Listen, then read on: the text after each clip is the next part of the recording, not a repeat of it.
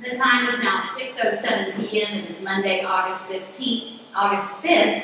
2020. Thank you, sorry. This is a regular meeting of the Board of Trustees of Goose Creek Consolidated Independent School District.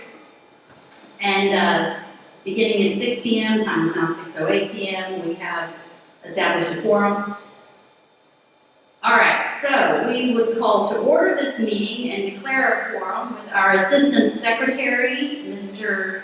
Clem. Have we properly posted this meeting? Yeah. And do we have a quorum? We barely do. We barely do. Thank you, Mr. Laredo. All right, so at this time, I would turn it over. I believe, would that be to Dr. McCall. Dr. McCall will be leading our opening exercises. Thank you very much. That's it. Good evening, Madam President Woods, school board members, Dr. O'Brien. The opening exercises for the October 5th board meeting will be presented by students from Manuelos Elementary. We will begin the opening ceremonies with a prayer led by Mr. Clem. Please stand. Please bow your head. Dear Heavenly Father, thank you for this time we can be together to make the important decisions that lead our school district forward. We ask for your guidance during this process tonight. Ask that you lead everybody home safe and sound tonight as we leave our meeting. In Jesus' name we pray. Amen. Please remain standing. The pledges will be led by students from Manuelos. Turn your attention. Allegiance to the flag of the United States of America and to the republic for which it stands, one nation, under God, indivisible, with liberty and justice for all. Honor the Texas flag. I pledge allegiance to thee, Texas, one state under God, one indivisible. You may be seated.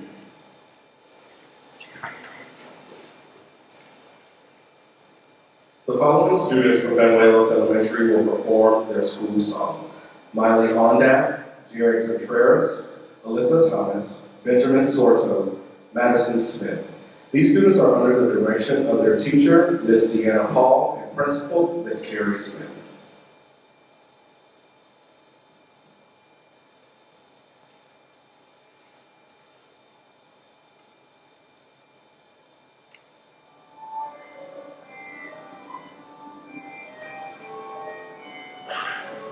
Every child is a voice and a color, freedom to learn and to make our choice. Great and so, the rose of that fellow, but we know that we are his heart. Living our lives as we don't understand, where we can grow, we must stand on our own. We will see a very impression, as we bring our breath from the sun. Every child we send our brothers, freedom to learn and to make the right choice. Great and so, the wars are not battles, but we know that we are his heart. Let's give them a round of applause. Madam President, that concludes our opening exercises. Thank you, Dr. McCall. That moves us to agenda item number 3, public hearings. Brian, Yes, would you like to introduce? We do. We have 2 public hearings tonight. The first will be led by Susan Jackson, our Deputy Superintendent of Curriculum Instruction. Ms. Jackson. Welcome, Deputy Superintendent. Thank you all. First, I want to say good afternoon to Dr. Ryan and the Board of Trustees. I'm excited to be here to share a little bit about the optional school day that we're requesting y'all to sign as a flexible school day program. So we're requesting that for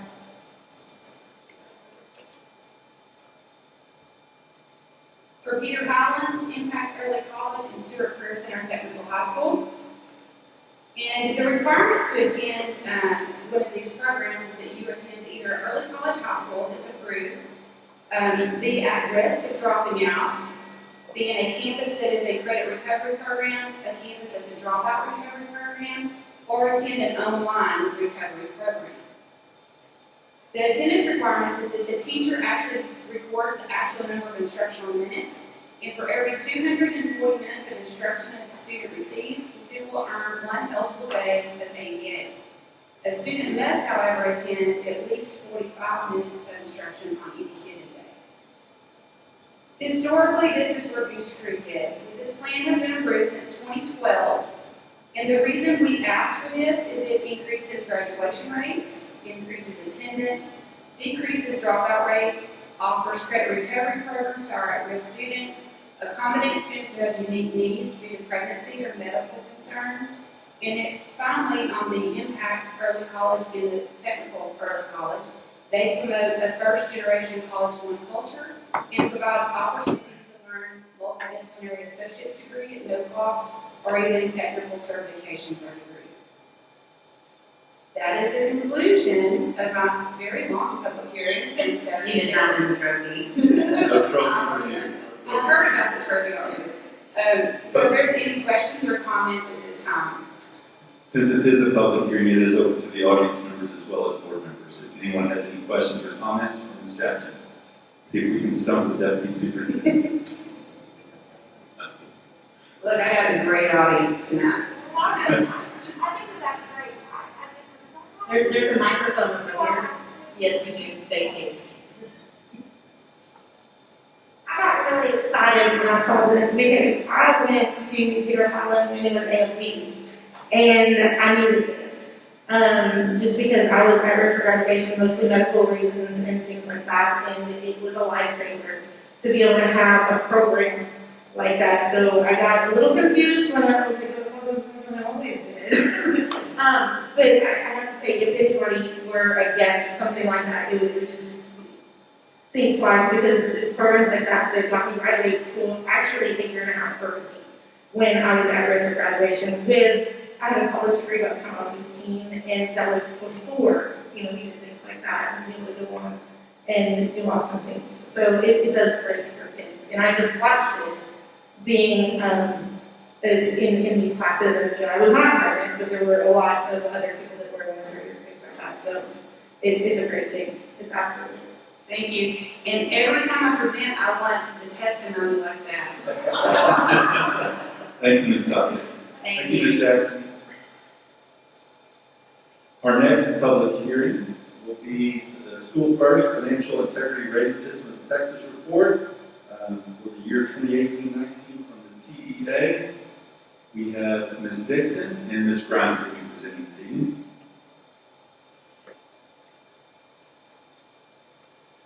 And we'll need someone to give testimony for them as well. I'm kidding.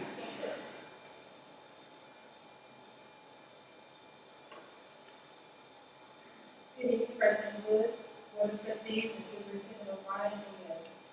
We are required to publish notice in the newspaper and hold a public hearing on the district's school financial integrity rating. The purpose of the first rating is to ensure that Texas public schools are held accountable for their quality of their financial management practices and that they improve those practices.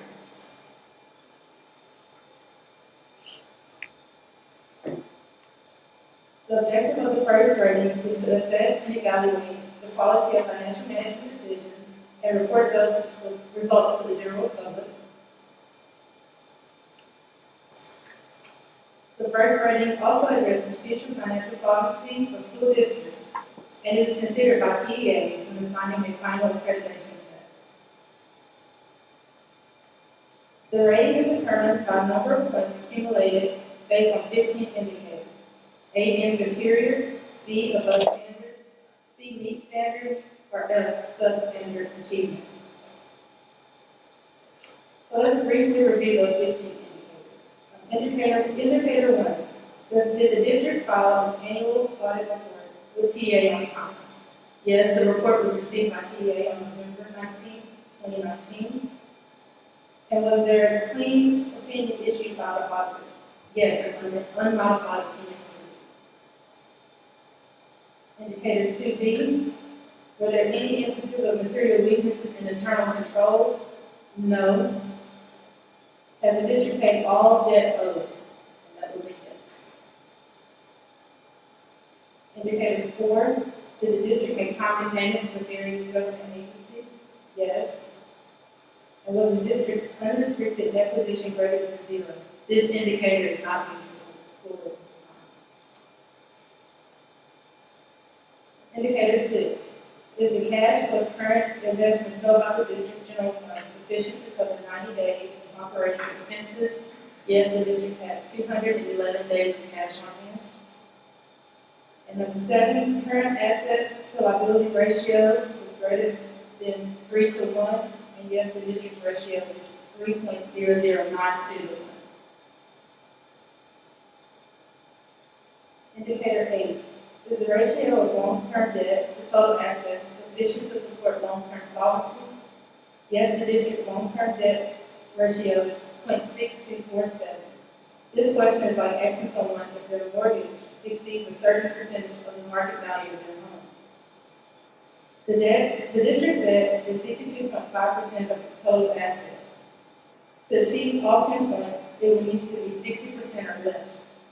I will point out here that although our debt is higher than the 60% threshold, we are highly rated with AA by Moody's and Standard & Poor's, and with a permanent school fund guarantee, we have a AAA rating. These factors mitigate the district's risk factors with a slightly higher long-term debt ratio. If our changes in student membership over the past 5 years were 7% or higher, then we would have received all 10 points, but our membership change was 3.02% over the past 5 years. Indicator 9, the general fund's revenues exceed expenditures, so we earn the maximum points on this indicator. Number 10, this indicator asks about the district's ability to make debt, principal, and interest payments that will become due during the year. Yes, our coverage ratio is high at 2.4009. Indicator 11, this indicator measures the percentage of the budget spent on administration. Ours is 8.54% compared to the threshold of 8.55%.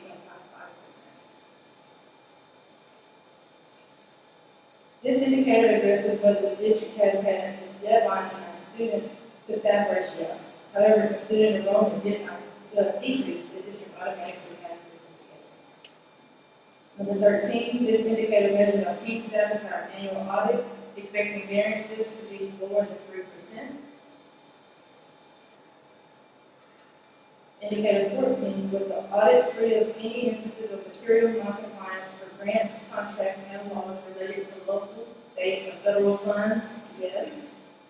And indicator 15, the district did not receive an adjusted prepayment schedule for an lower allocation of FSP funds resulting to financial hardship.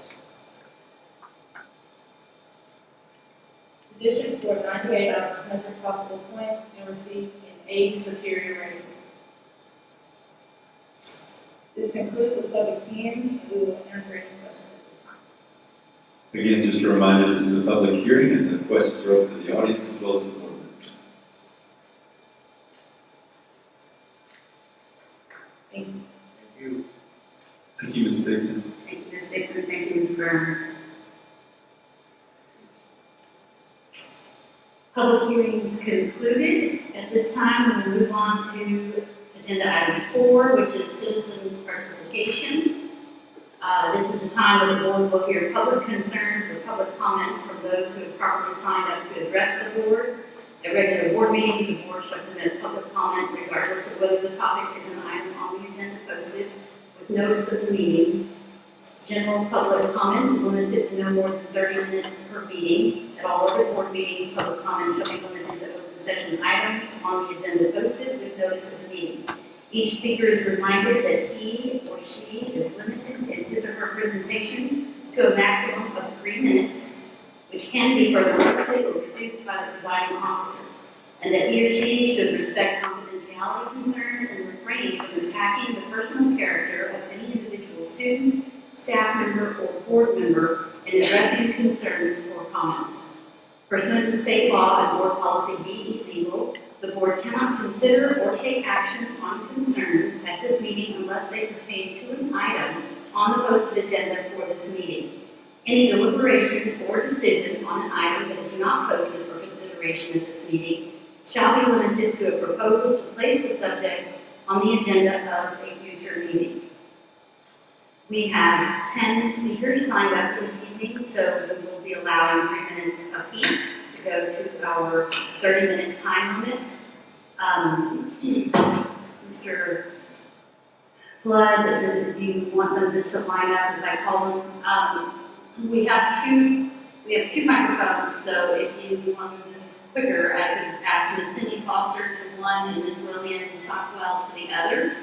Ms. Foster could go first, and then Ms. Stockwell after her. And we have timekeeper, Assistant Secretary Clem, and he will give you a 1-minute warning on your time, and of course, we have up to 3 minutes. Okay, thank you. I want to thank you for voting for the committee to investigate the need of renaming district facilities as a result of the desire by some to rename Rocky Lake High School. I'm so passionate about this committee that even though I had emergency surgery less than a week ago, I felt the need to address each of you in person regarding my concerns with Dr. O'Brien's PowerPoint presentation for tonight. I would like to add a few questions I believe the committee should be responsible for answering. First, what facilities potentially need to be renamed? What is the actual cost involving for changing the names on an individual or district-wide basis? Where would this money come from if renaming is an option is chosen? What is the best utilization of this money for all students and teachers? Or could it be used in a better way to enrich the district? What are the qualifications required for the applicants on this committee? How will they be verified? Are long-term subs considered employees of the district? In the beginning, it's my understanding the committee's purpose was to identify if facilities' names needed to be changed. Yet the verbiage in the PowerPoint presentation consistently mentions renaming or changing names. This makes it sound like that's the only option on the table, which is not the case. Hopefully this will not cause confusion within the community. This is a very emotional topic, and I would hope that there can be a way that all can work together and present the information to the board that can be verified and not skewed in one direction or the other. Thank you. Thank you, Ms. Foster, and hopefully some of your questions can be answered during our discussion portion tonight when we get to that PowerPoint. Also, maybe a list of the questions that you had posed. Did you email those? Okay, so we do have those to look back over. All right, thank you very much. Ms. Stockwell? Thank you. A little shorter. Hi, Dr. O'Brien and school board trustees. I'm testifying as a JCC ISD District 6 taxpayer. I'm Ms. Guy, you're my representative. I just want to personally thank each of you, each of our trustees who voted for and who supported the community committee. I cannot say enough how much we appreciate you guys listening to your community. I'm excited for the start of this committee, and I'm looking forward to either serving as a part of the committee, if possible, or addressing the committee. I definitely plan on being closely involved. Thank you, Dr. O'Brien, for your report that you published online. It looks well thought out. I would like to address just a few concerns that some of us have regarding the timeline and the third-party facilitator. First of all, we certainly appreciate the forming of the committee. I just want to say, we do appreciate it, and we notice that the timeline looks a bit limited and a bit rushed. I believe we should be more focused on our defined objectives and the community consensus rather than the defined timeline. And I know that's just a suggestion, but I'm also making a suggestion. While yes, we don't want this to drag on and on, definitely don't want that. I do believe we need a little bit more flexibility with the timeline. Secondly, I'm concerned about the fact that in October, we start early voting, October 13th through the 31st and November 3rd, please go vote. And with the volatile nature of this election in the middle of the pandemic, the community probably won't be prepared for something like this too. I think there's just a lot of focus elsewhere. If I can, I would like to suggest that the informational meetings maybe start in November, just a suggestion, after the general election. Third, I noticed that you're suggesting a third-party facilitator. I believe that's a great idea, but I would like some more information on how this third-party facilitator will be picked. In this day and age, I hope this person will be vetted thoroughly. I hope you would also vet their social media and public commentary. just to make sure he or she is not personally biased by this topic, because that would set the tone for our committee. I mean, we all know in our local community, every one of us is probably going to be biased either way, so we would love to have a third-party facilitator that's not biased. Okay, and I think that's all I have to say. Thank you for your attention and my time. Thank you, Ms. Saka. Next to Mr. Stephen Savick and Lisa Crawford, if you'll make your way to the podium. And again, you will be given a 1-minute warning. Mr. Flynn. Good evening, Dr. O'Brien and trustees of the board. Appreciate you taking the time to listen. First, I want to thank you for bringing the committee to the vote and accepting that the committee would be brought to look at the things of the schools. I'm going to be brief. I'm concerned about, like William said, the timeline, that it does seem rushed, and I feel like it should be extended out a little. I've got a question also about how the facilities were originally named in Goose. That's going to take some extensive work. And I feel like as far as committees goes, you're going to have subcommittees to look into those things. I mean, that goes back to 1929. And it's going to take a lot of time and effort to look into those, all the different schools, and how they're named.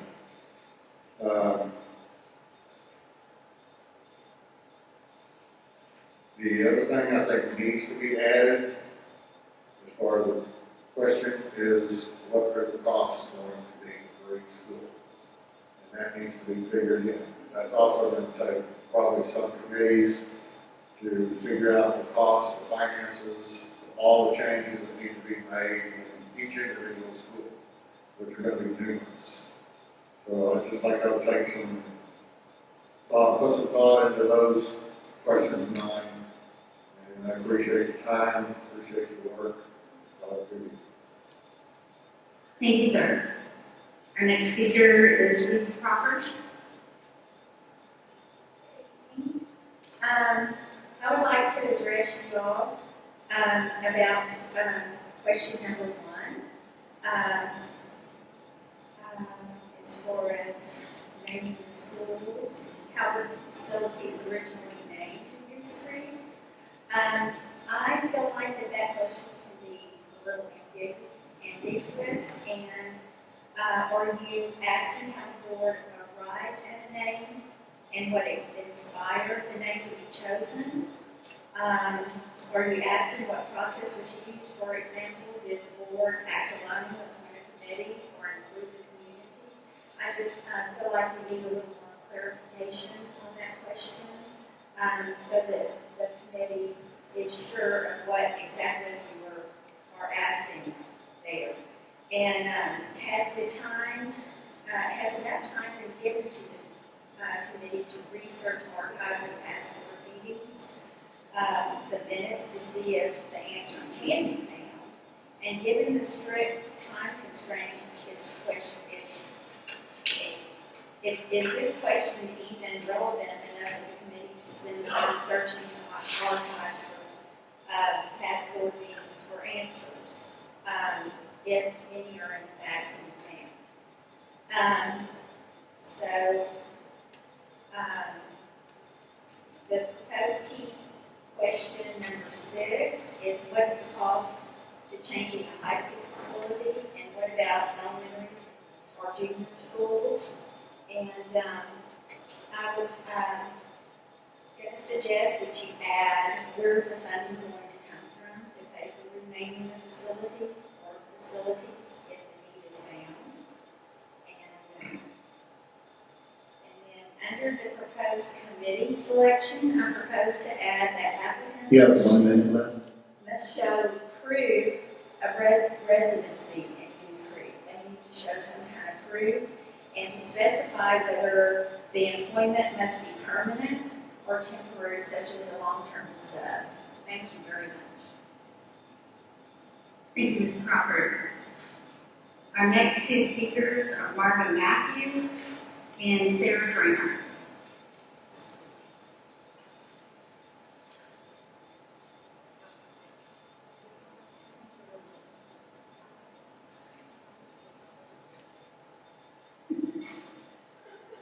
Thank you. This is like a, what's the chair? What's the chair? Okay, Ms. Matthews? First, thank you for allowing us to speak.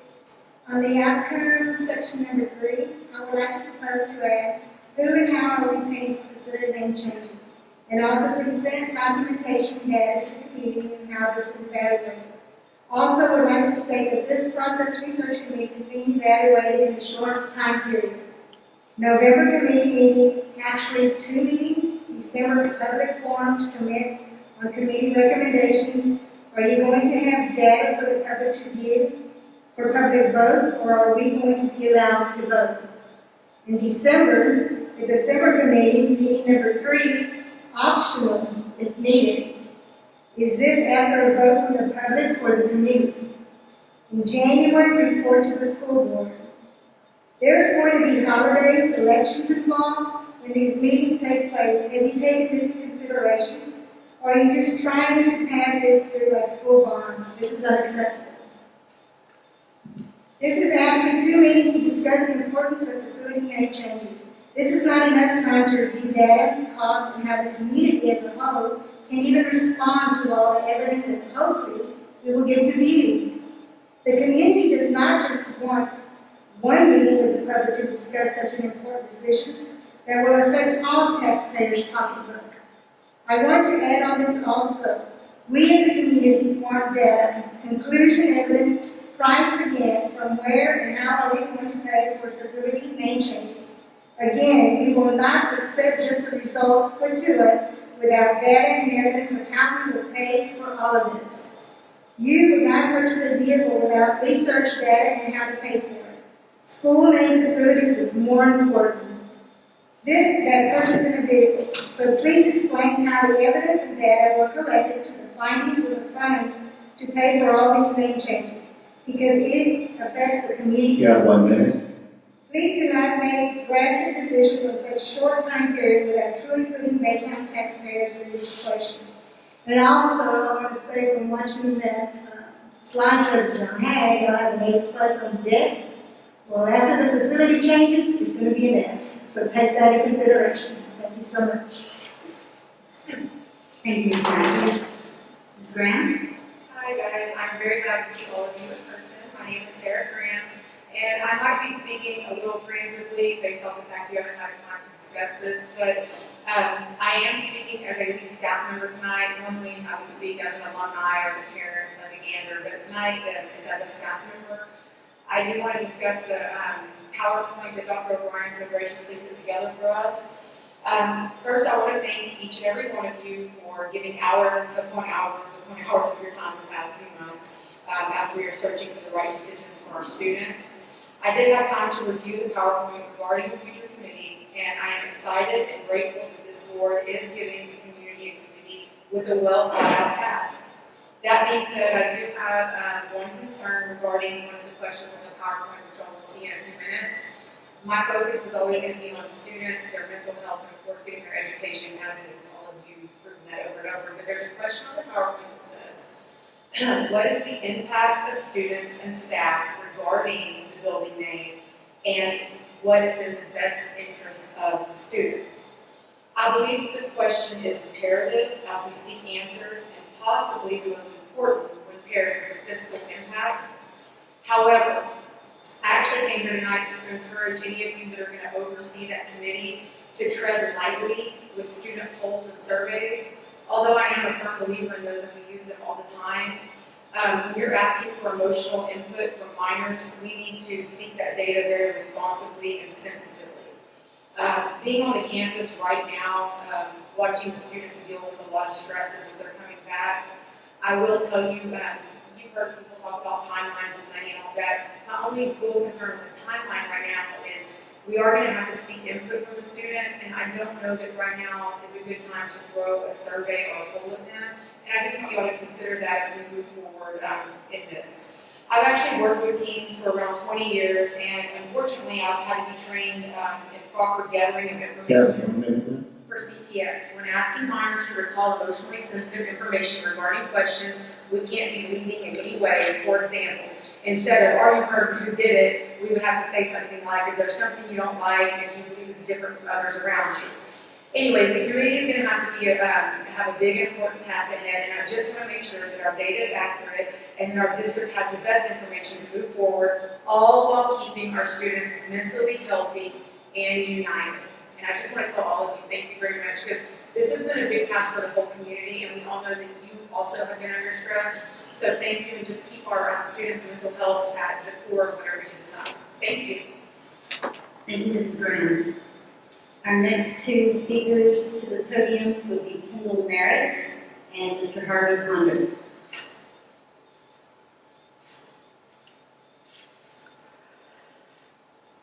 Ms. Merritt, you have 3 minutes, and Mr. Clem will tell you that 1 minute and your time is almost up. Thank you, Jessica. Good evening, Board of Trustees and Dr. O'Brien. Sorry. Okay. I come to you as a former student of GCCISD, an older sister of 5 other students in the district, and a member of this community. First, I want to thank the board for approving the motion for a committee in our previous meetings to investigate the need for further change of school names in our district. Next, I want to address the elephant in the room, the intended agenda for this committee. I appreciate the eagerness of the board to form a committee and solve political conflicts involving the name change of future schools, but the swiftness of this might impact both our community and our students in a negative way. With upcoming political elections, the slow increase and integration of students back into schools, and the rise of COVID-19 victims, and a devastating unemployment rate that is still on the rise, our focus should be evenly distributed to the students and their needs, including physical, emotional, and most importantly, educational. I also hope that when the board appoints and selects members for this committee, I hope that these members are neutral to the situation and show as little of bias as possible, due to the fact of how vulnerable and influential our community is. I also hope that all facts are to be brought to light and no rock be unturned when the investigation of the name change is occurring. For Wilma Mankiller once stated, "Whoever controls the education of our children controls the future." I also want to additionally state that although I am reading from a screen, that my speech is not scripted, and that I will continue to voice my opinion and concerns toward the district, because I believe that we need to work together as a team for the further success of our students. Thank you, Ms. Merritt. Mr. Ponder, you have 3 minutes with a 1 minute warning from Mr. Clem. Yes, ma'am, I'll be there long. First thing I'd like to say is, thank y'all for cleaning up the George Washington Carver monument. It looks really good. I drove by there last week. It looks really sharp, really nice. I appreciate it. I understand the need for rules and deadlines like in the Army for a while, but this is going to be a volunteer program, I'm assuming. For most committee members, might I remind this board, there are several major holidays between now and January. And do you really want to ask potential members to work extra hard with tight schedules, solicit community constituent input with Thanksgiving, Christmas, and New Year's all right in the middle of it, and get a good, honest approach to that? What's the hurry? You know, when I was in the Army, we had a saying, if ain't nobody gonna die, it ain't your body's important. What you think it is. And ain't nobody gonna die. We don't have to do this right now. Typically, something like this would require a pretty delicate matter and a deliberate, methodical approach to it, because you're impacting thousands of lives directly for a long, long time. And you want to do this in 3 months with Christmas and Thanksgiving and New Year's? Mr. Clem, you gave a pretty, fairly lengthy list of schools with potential naming problems.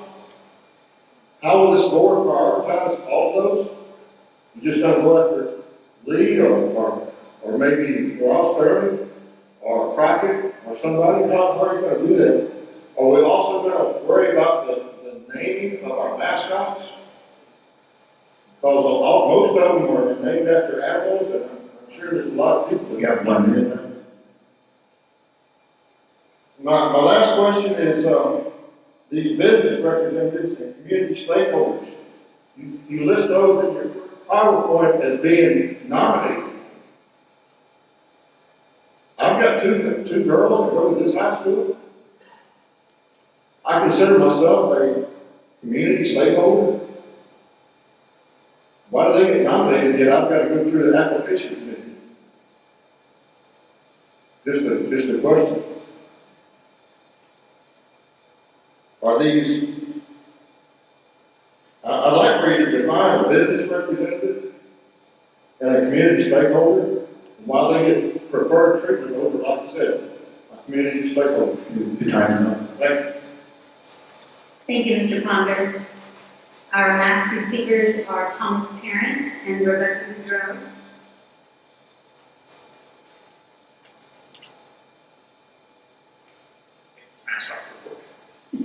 Good evening, school board trustees. I'd like to take a moment to speak about the committee being formed to evaluate school name changes. Some of you may remember there was a time recently where I worked against a school bond package here in Goose Creek. Subsequently, in the Citizen Bond Planning Committee meetings, we talked about why that bond failed. And one of the root causes that was identified was that the original committee was a little bit one-sided and not representative of the community. We cannot repeat that same mistake here. We need to make sure that the committee is representative of the community and that it's open to as many people as want to participate. I would urge the school board to exercise caution in how the committee is formed, who the facilitator is, and the timeline for the recommendation. It's not something that can be rushed. There will be some difficult discussions to be had, and any recommendation needs to come through understanding and community consensus. Consensus was a big word during the bond process that we went through. Learned a lot about that, and if that facilitator wanted to handle this one, I don't know if she wants to touch this with a 10-foot pole, but if she did, she would be an excellent choice. I've been watching the debate going on between school board meetings, in the community, and on social media. In the community setting, and more importantly on social media, people need to remember that we're all humans. We can disagree without being ugly with each other. I hope that's something that the school board members will relay to their constituents and people as we're talking about this. We can disagree on things without attacking each other. Thank you, Mr. Parent. Ms. Boudreau? Good evening, Dr. O'Brien and board members. Thank you for your attention and consideration for everyone tonight. I'm not a great public speaker. I'm just speaking from the heart. I just made some notes. I do support the committee. I'm very concerned about the timeline. I was unaware of that until I arrived here this evening. But it certainly seems short to me that we can make such an important decision in that amount of time. I do believe that it takes much more consideration than that to even select certain things. I think there's a lot of investigation cost-wise that could take time to do. And I would certainly encourage more than just 2 meetings to make these decisions. I also support a vote of the public when it comes down to the decision. If it is decided to name or rename, I think all the input is what we need from the committee. And then that our community should make a decision on the general choice of things. I do want to make one personal note. I want you to know that not all supporters of keeping the name of our Ridley High School, which is my alma mater, are racist by any means. I have multicultural family members, and I have family members of just about any race that I can think of right now.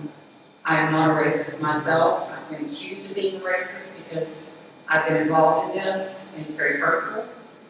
I have experienced racism myself. Make no mistake, it does not only affect Black or brown people, Asian people. It affected me in my workplace greatly. I had to quit a job because I was discriminated against. I was totally unbelieved about an incident. And I was forced to leave there because I was not of the right race. It's not something We have that 1 minute left. people may not understand that. The racism, when you talk about in my direction, is considered reverse racism in some people's idea. Racism is racism. It does not matter which direction it comes from or who it's directed at. I do not support it in any way. I thank you for the opportunity to speak, and I just hope that we can all work together. I would be willing to be on the committee and do anything that I can to help in this matter. And I hope that everyone here, as Mr. Henry just said, can speak civilly to each other, treat each other with respect, because we all deserve that in this country and in this time. And I do believe this is very important, again, that we pay attention to the timeline and the holidays. My life is hectic enough, I'm sure yours are too. You have a very important job to do, and I think it deserves the greatest attention and consideration.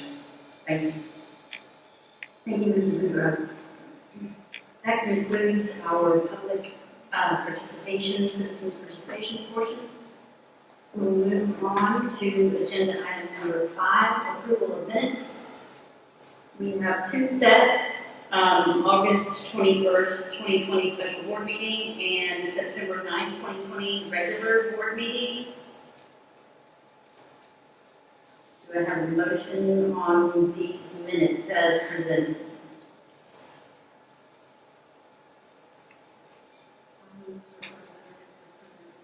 I have a motion by Mrs. Guy to approve both August 21st and September 9th. Do I have a second? The second. I have a second from Mr. Clem.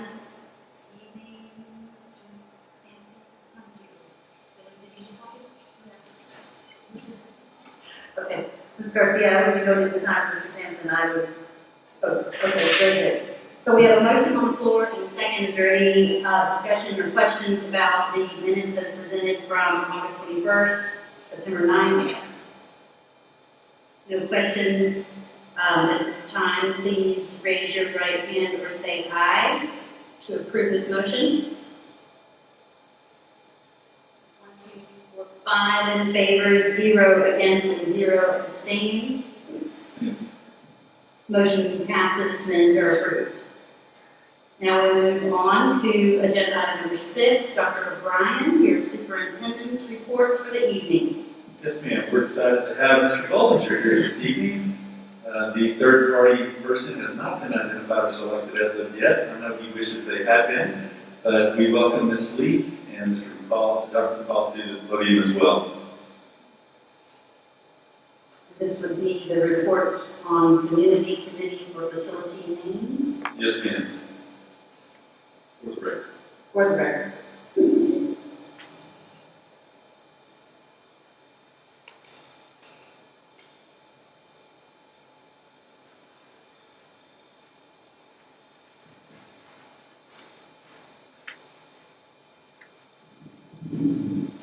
Okay, good evening.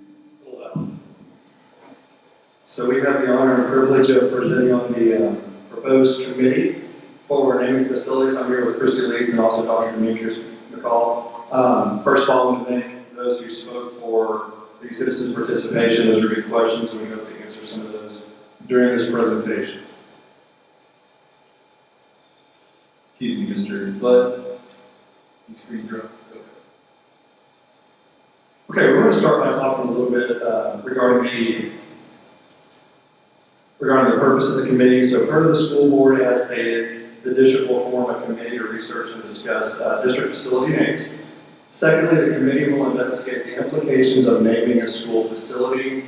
And then also this committee will engage in discussions regarding key questions surrounding facility namings and name changes.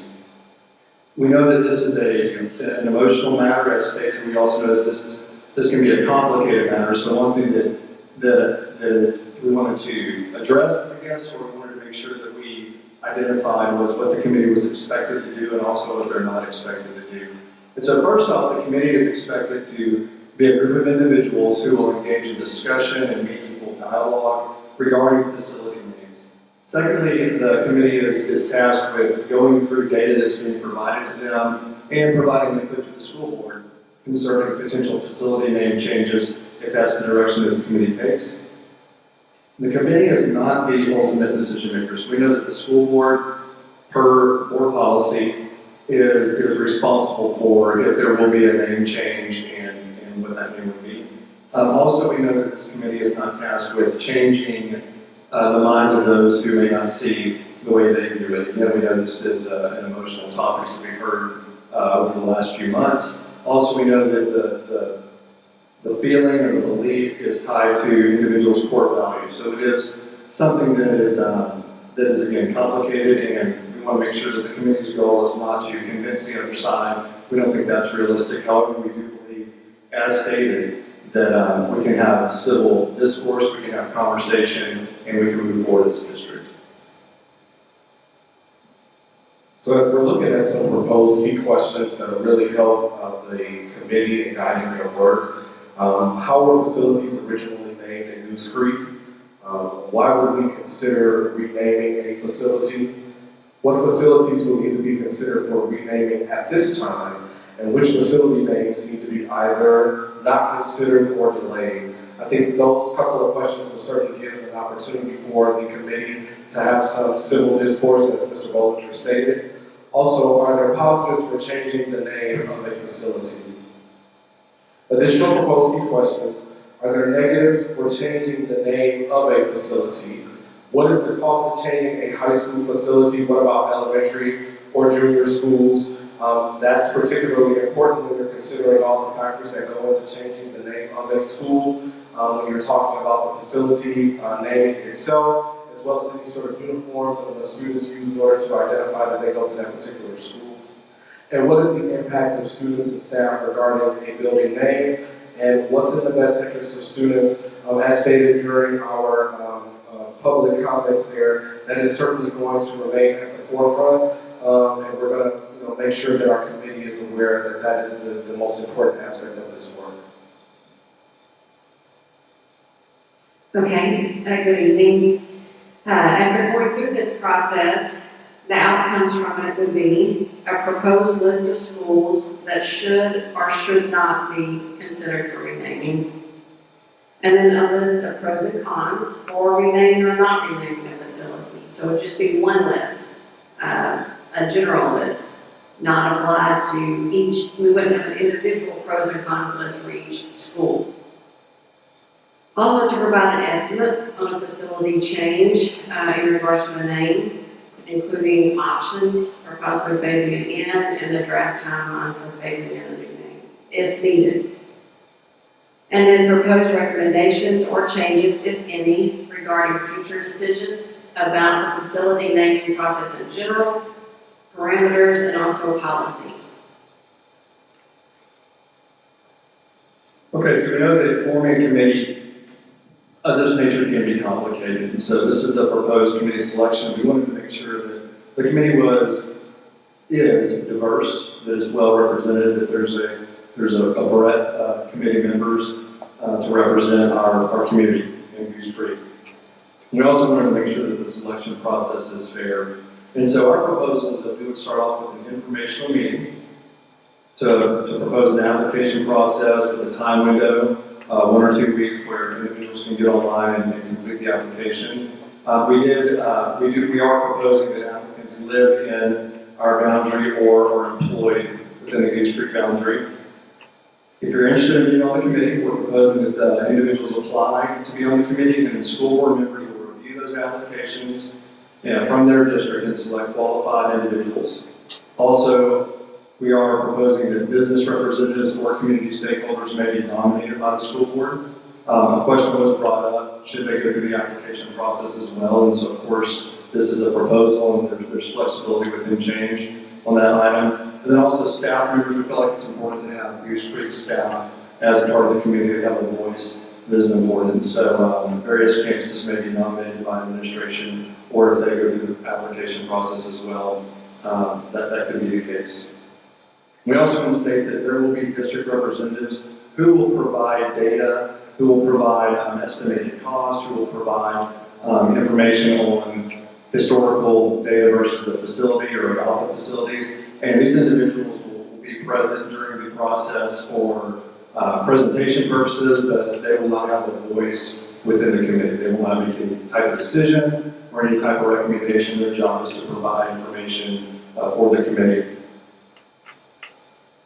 So in speaking of job roles, it's recommended that a third-party facilitator serve as the chairperson for the committee meetings.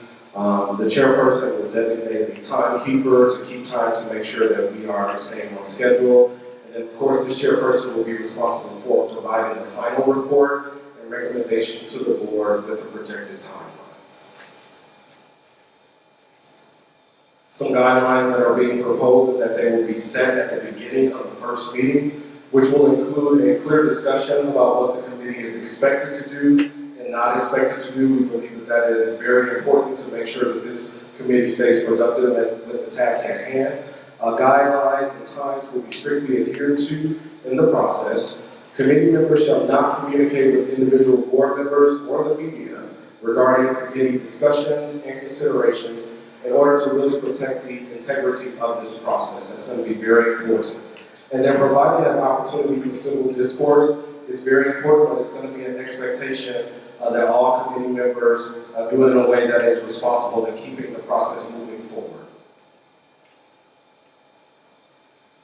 Okay, the proposed timeline, which a great deal of feedback, of course, was given tonight in regards to that, and that will be taken into account, obviously, from what you wish to do as well. So in October, the plan was to have an informational meeting to explain the actual application process.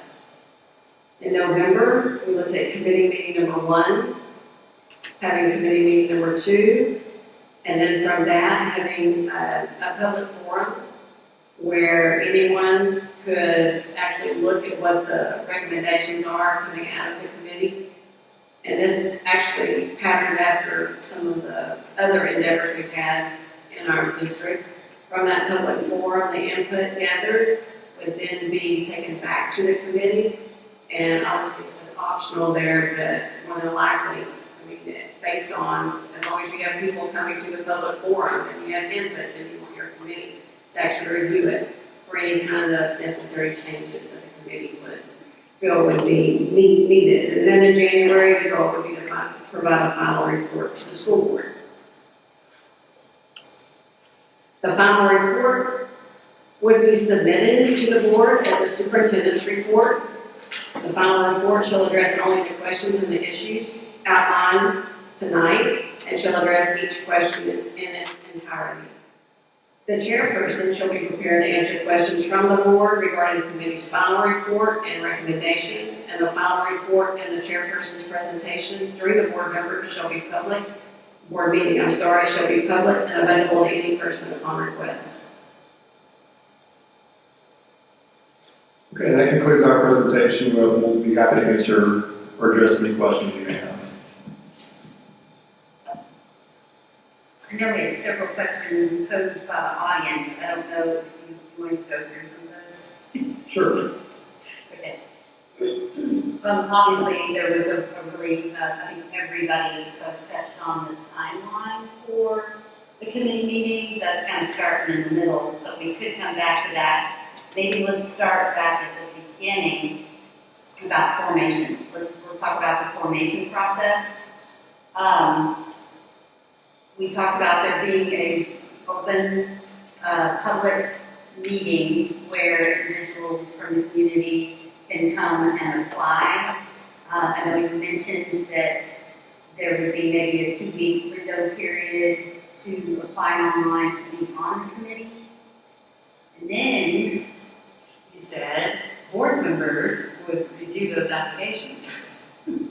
So how does that look to you? I mean, it says on here, review applicants from our district and then make choices from those that have applied to the process.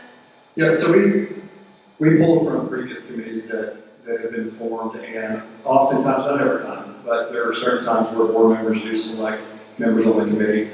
And so the way that we envision it, of course, we're open to, feedback and changes, but the way that we envision it is that there is an online link where individuals go through and answer a series of questions. They understand the commitment, they understand the guidelines that they're being asked to abide by, and then based off those responses, then you would receive, as a school board member, you would receive the individuals who apply within your district, and then we would either determine a certain number or determine a certain, whatever size we want the committee to be, and then you would select based off the applications that you receive.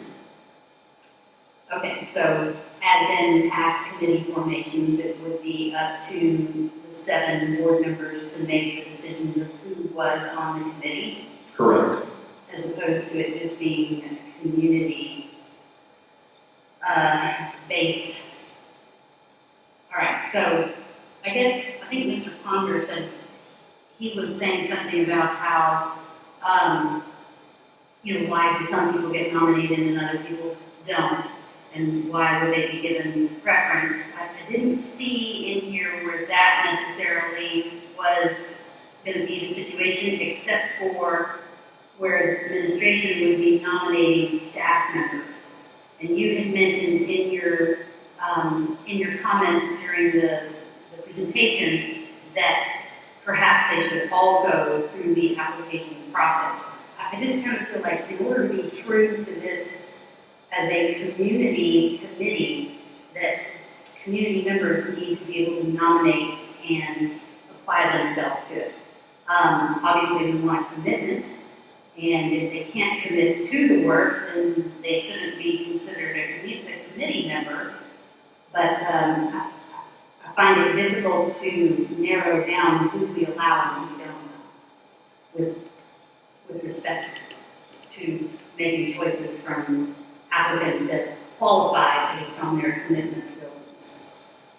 Yeah, so I can respond to that. So we, first of all, on the nominations versus application, we're open to either or. I think that the intent for that point is to make sure that we have a committee that's well represented. And so I think, from staff members, from citizens who are interested in this conversation, to business owners, we just want to make sure that we have good representation. So that was the intent. So if we were I understand that, but as opposed to us deciding what good representation is, the community, it seems to me, is where we're placing it. It seems the community's responsibility to well represent themselves in the committee, if it truly is going to be a community-led committee. And then I think for the second part of that question is, I don't know if it's a concern, but there's something to consider that if whoever applies on the committee is on the committee, and as far as a sizable number and having a meaningful conversation, if we have a committee of 90 individuals or 100 individuals, I think that would be very difficult to manage. It's been done. But that's a concern. In true fashion of committees, you may have 500 people at the very first meeting, at the second or third, you're going to have 40. Or even less, as people either realize they don't want to commit to the process or the work.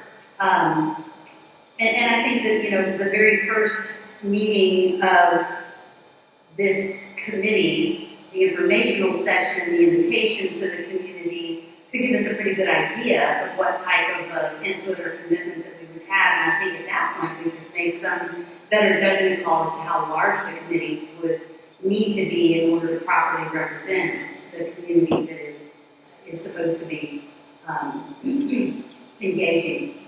And I think that another thing to consider is that we would want the committee and the work of the committee to look different in a public forum. So rather than have, one person after the next meeting up and stating their opinion. Which is where our third-party facilitator is going to become important. And of course, input from district administration, with the different key data points that you've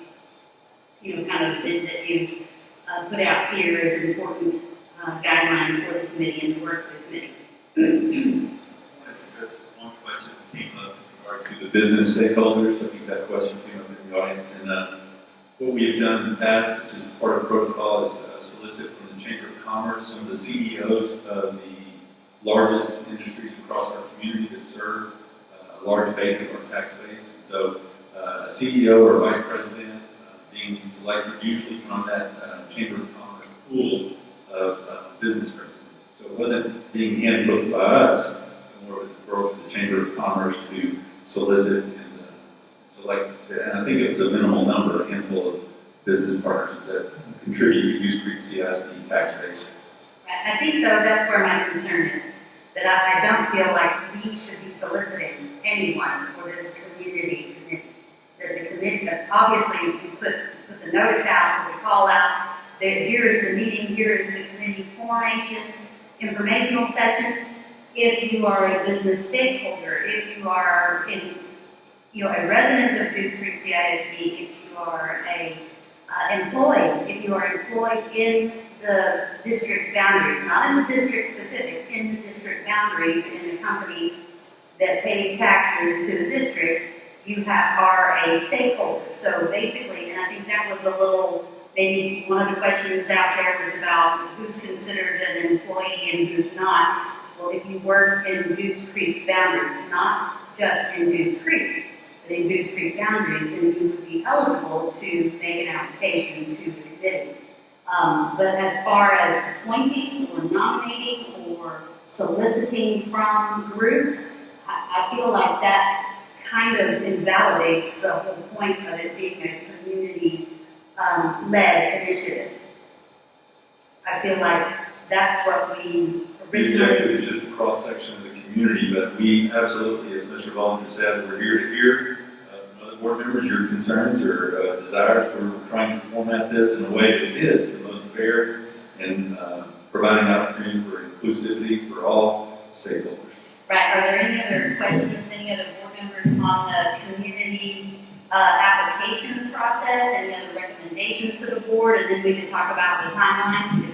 If you guys If have I some could comments. tag on what you were saying, and correct me if I'm wrong, but I think you and I are kind of thinking the same thing.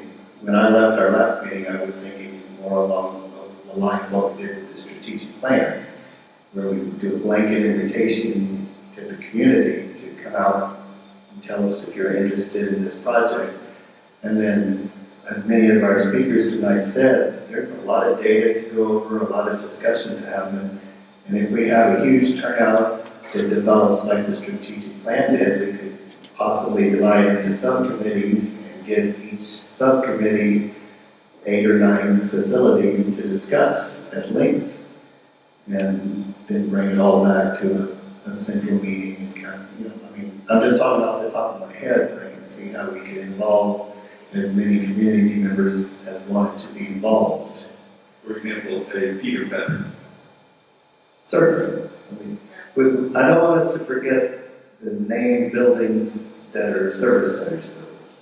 Right, The the auxiliary facilities, facilities, any of the auxiliary facilities. So let's make sure, most of those are in a feeder pattern somehow. But, if you go by districts, I get Sterling High School and the administration building and a whole bunch of cows. So, so we'll have to look at how we divide it up equally and go from there. But that, I was also going to ask what the application is going to look like. It's going to be name, address. I mean, if we do end up going by districts, we got to know where they live. Yeah, so 2 things. So first of all, the suggestion that we have large numbers to break up into smaller committees, and I think that would be manageable to have meaningful conversations. I'm like this, but I don't want to leave anybody out that really wants to do this. And if you give me a stack of papers and say pick 10, that's going to be difficult because I have 11 friends. So I can go to 11. Okay, so, but you know what I'm saying. Right. I might have 10 names I know and 20 names I don't know, and is that fair? And so I'm going to need something to go on to do that. I'd rather include all of them, and like we know develops, let all 21 of them come the first time, and then when 10 of them come back the second time, that's who belongs there. Sure, and I think your question on the application, so we haven't finalized that yet, but there are a few questions questions such as name, such as address, the name of the district that they live in. We've listed questions such as why do you want to be on this committee? We've listed questions on abiding by the guidelines of confidentiality during the process to make sure there's a safe place to have the conversation, and also the guidelines of maintaining civility at all times. And so there's questions such as those that will be on the application. And then again, if there's other questions that the board would like to see on that application, we'll be glad to add those questions. Mr. Bollinger, what are you looking for as far as the size of the committee? What are you guys thinking in your heads would be the ideal size of the committee? Yeah, so I think what we were thinking, and the comments that were received are a little bit different, but initially we were thinking of a similar size compared to the rezoning committees that we've had or the bond committees that we've had. So anywhere between 25 and 40 was the, I don't want to say the target number, but just in our mind, that's what we were thinking of as far as having a manageable committee.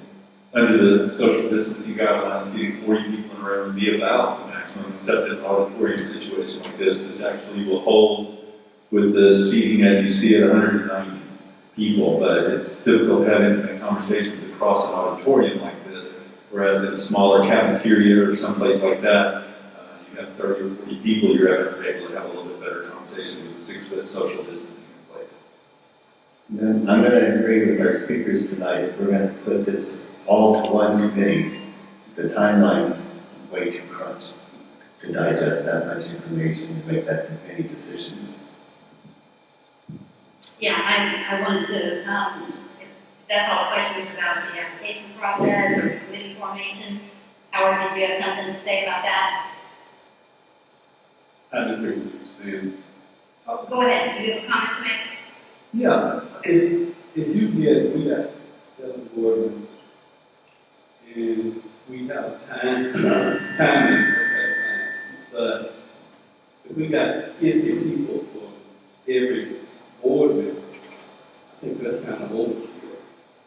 We need to narrow it down and get the numbers we want to get, so we're not having, which is going to turn out to be board member in District 6, people want this, and board members in this district want that.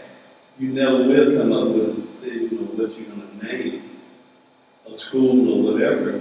We'll be going round and round. We have to be able to get, if we got 20 board members, applicants, that you want to narrow down to that, then that's the 20 that's representing that district. Whether or not it's everybody who want to be on the board, but that's who you have. But if we try to get all of these people from the community, you never will come down to a conclusion on what school will be named or nothing. You'll just be rambling all along. So we have to come down to a conclusion saying, this is how many people we have. If you got 100 people apply, then find the best 20 out of it. That's the best way to do it. That's my feeling. Because you may have 10 people that's you want to put on it, that's all you have. Then you got 10 people. Somebody may have 20. But you put a limit on how many you want to have instead of kind of an open situation where, oh, guess what, I got 100 people that's interested. But which ones are the best 20? Not you want 100. Somebody has to make a decision and say, hey, this is it, this is what we want to have, and they'll be making the decision for that particular district. Because what will happen is we'll get into a meeting and everybody has a different opinion, and you never will come up with a decision on what you want to name a school, what you want to change the name of the school. You never will. It's just big chaos. And that's what we don't want if we're going to have a committee. That's just my thought process. Okay, so my next question would be considering the time, because this is a pretty aggressive or optimistic timeline. Because of the fact that we want to have a more community the open application process. I think it would be, we'd be looking at the 1st of November before we really were able to conclude that application process and then go through, decide what type of number we were looking at, and if we were going to pare it down to a certain level based on each board member choosing from their district, so to speak. I would guess that there are certain districts that will have a lot more applicants than others. But I would like to propose to you that if we did the informational meeting on, say, Monday the 12th, in the auditorium setting like this, Dr. O'Brien said that we could have up to 190 people in here, and then that would be opening up the application process. Then the committee members could make their application be on the committee, give that a 2-week, 3-week window, 2 weeks probably to make application, and then at least a week or so that would mean that board members would have to come back together and review applications or discuss the process of reviewing the applications, because I would imagine that's going to be important. The 2-week window would start out at the next board meeting. If you True. started on the 12th. If we started on the 12th and by the, well, we have another board meeting on, The end of April, that's the end of October. no, the 19th. Yes. So that would be in the middle. And we could, at the 19th meeting, discuss our process based on maybe an update, how many applications we received, if we had an update on that, give us an idea of what we were looking at number-wise, so that by the close of the application process, which I would think could come a week later, what is that? I have my calendar. We would be talking about the end of October, 26th or so.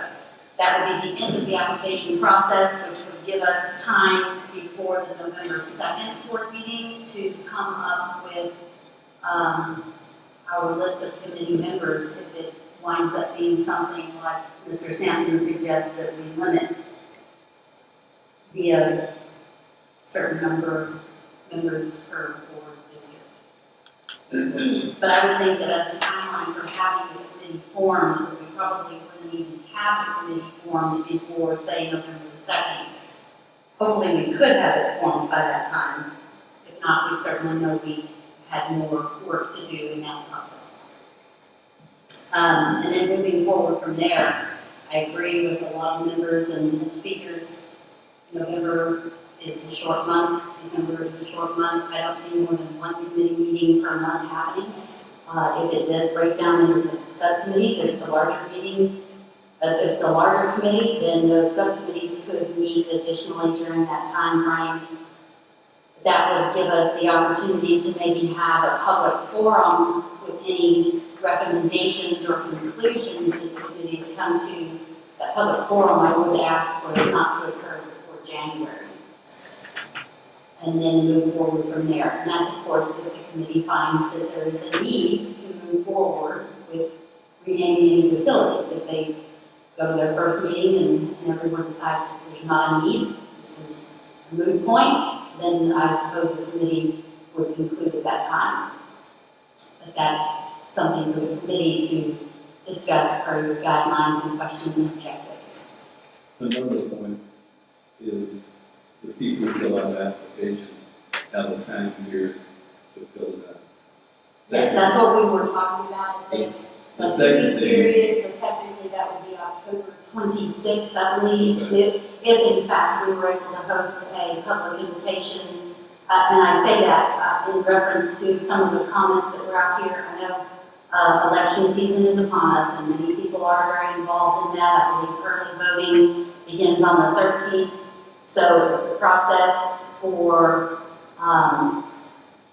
the committee selection could start before that. The application, not committee selection, but the committee application could run simultaneously with that period of time. Then October 26th would be the 2 weeks, if in fact we chose to begin on the 12th. excuse me, but the other thing is, it was on first page, item 2, about verifying if you live in the district and taxes in the district, because we can get 50 people who fill out an application, and they may not be in the district. And so, what we need to verify. I'm gonna trust Mr. Bollinger to, sit It's a through part that. of the application, it is. Yeah, it was a question that he talked about would be on the application itself to verify or qualify applicants. Right, And on the presentation that they gave us here, yeah, basically what, on this presentation, it states that they would have to be a stakeholder in the district. Right. Which does not mean that they have to live in the district, but they would have to be employed in the district, or a business owner in the district, or a resident of the district. right, So, you know, but someone. I think that they have some parameters, Okay. and I don't know if you want to explain those a little more detailed, if you. Right. So the parameters, yeah, those are the parameters. And so we initially said, you know, if someone resides within Goose Creek boundary or they're employed within Goose Creek boundary, that those would be the parameters as far as location or proximity. That's going to be important, because we don't want to have people who are outside looking in, and they own property in the district, but. That would qualify them as Right. a applicant. Yeah. But you're going to have a lot of people who But are let's not. see, can we verify that they pay their taxes? Yeah. That's the biggest question. I think we can. I paid mine this year, I promise. And then back on the timeline, you know, that is a suggested timeline, and we're not married to that timeline. So, however, we're, you know, just in our mind, we're thinking, you know, we've had several citizen participation we received a lot of input, and so starting the committee, we were thinking a 2 or 3 month process may be sufficient to give the board more data to make that decision. If we need to move that further back, or if we need to increase the number of meetings, we're fine with that. And I agree with you there, but how things have taken course over the last several board meetings and with the citizens' participation, I think the primary goal of this committee is going to be to discuss and decide if there is a need to change any names in our district. We heard from both sides, yes, no, in regards to 1 or more campuses. The board did vote on not changing the name of one of the campuses in question, so there is not a rush to make a decision. Basically, this committee's objective is to decide if the community feels like there is a need or there isn't a need to change names of facilities in the district. So that would be the primary objective, and the committee could last 1 month. It could go on for 6 months. That's going to depend on where the committee goes once it goes through the steps of meeting its objectives, answering questions in the guidelines. So I think the orders at this point are to have an informational meeting next week and go from there. Yes, and then on that informational meeting, are we thinking in person? Are we thinking put out a video on the information? We were anticipating doing the application online. There's an online process, which is fair and equitable for all as far as access. So that was the thought on the application process. On the informational meeting, where we're open to the format that the board prefers. I don't have a preference. Mr. Flood might, but I don't see why it would be much different than hosting a public participation type input system. If there, does anybody else have a preference? Do you want the meeting to be in person in the auditorium like this, or do you want it to be both, or would it be fine to just put out a informational video, a invitation to the community? Of course, we could depend on the Baytown Sun to publicize the. I think that because of the increased risk of the pandemic for it, I think either informational video online, really I would lean towards informational video about the process and the goals of the committee versus having people meet, especially large people, because of congregation, ultimately, because, we like to be social, congregate outside, and I don't want to have any kind of risk. Yeah, I agree with Mr. Lorena. I don't think we need to encourage large gatherings. So I think that that's acceptable to do it virtual format, an online video invitation, as long as it's well publicized, available on the website, and of course it can stay up during the application period. Make that a clear beginning and end so that we can move forward. The other positive to that is people can watch it on their time frame and not 6 o'clock tonight.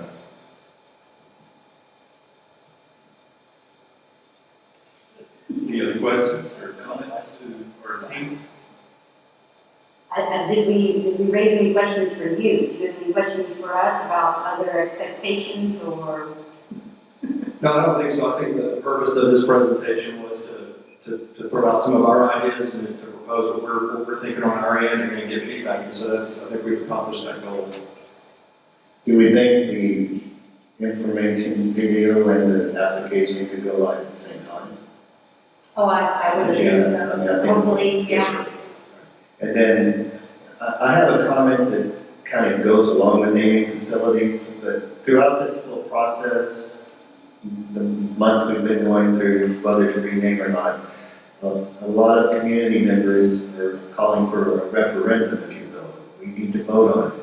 And I'd like to direct you guys that have said that, and you guys that are here tonight, to our local policy, CW, and it's regarding the naming of facilities.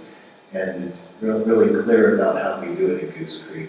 And if we did it as a referendum, that's another expense that we have to add on top. Because the voting machines don't come free. They're rented, you have to get the people to do the elections. So that's really probably not going to happen. Just to recap what I understood tonight from Mr. Bollinger, Dr. McCall, and Ms. Lee, we'll have the informational meeting. Rather than having 2 meetings in November, I heard there'd be likely to have 1 meeting in November, 1 meeting in December, and then returning after the holidays for a 3rd meeting in January to be determined whether we need meetings to go beyond that, and at which time you may make a presentation to the board in February. There may be other fact-finding that goes along the way at board meetings outside of this public forum and those meetings. Is that what I understand as the direction from the board? I think the only thing would be the January meeting. I think we were talking about that would be a public forum where the committee would go back to the public at that time with what their thoughts, recommendations, if it goes that far. But something that you touched on, Ms. Lee, when you were going through the process too, was that perhaps the community feels like the board policy regarding naming and renaming facilities should be updated or revisited. So that obviously is another important objective of the committee. But I think that if we did the one in November and the one in December and then a public forum in January and maybe not. I mean, I think that could be something to look at. But if there's a public forum in January with what these recommendations would look like to the board, and then possibly the 3rd meeting after that or coming back to the board. So we're talking about changing the policy we have now. Well, I know that it's been brought into question what our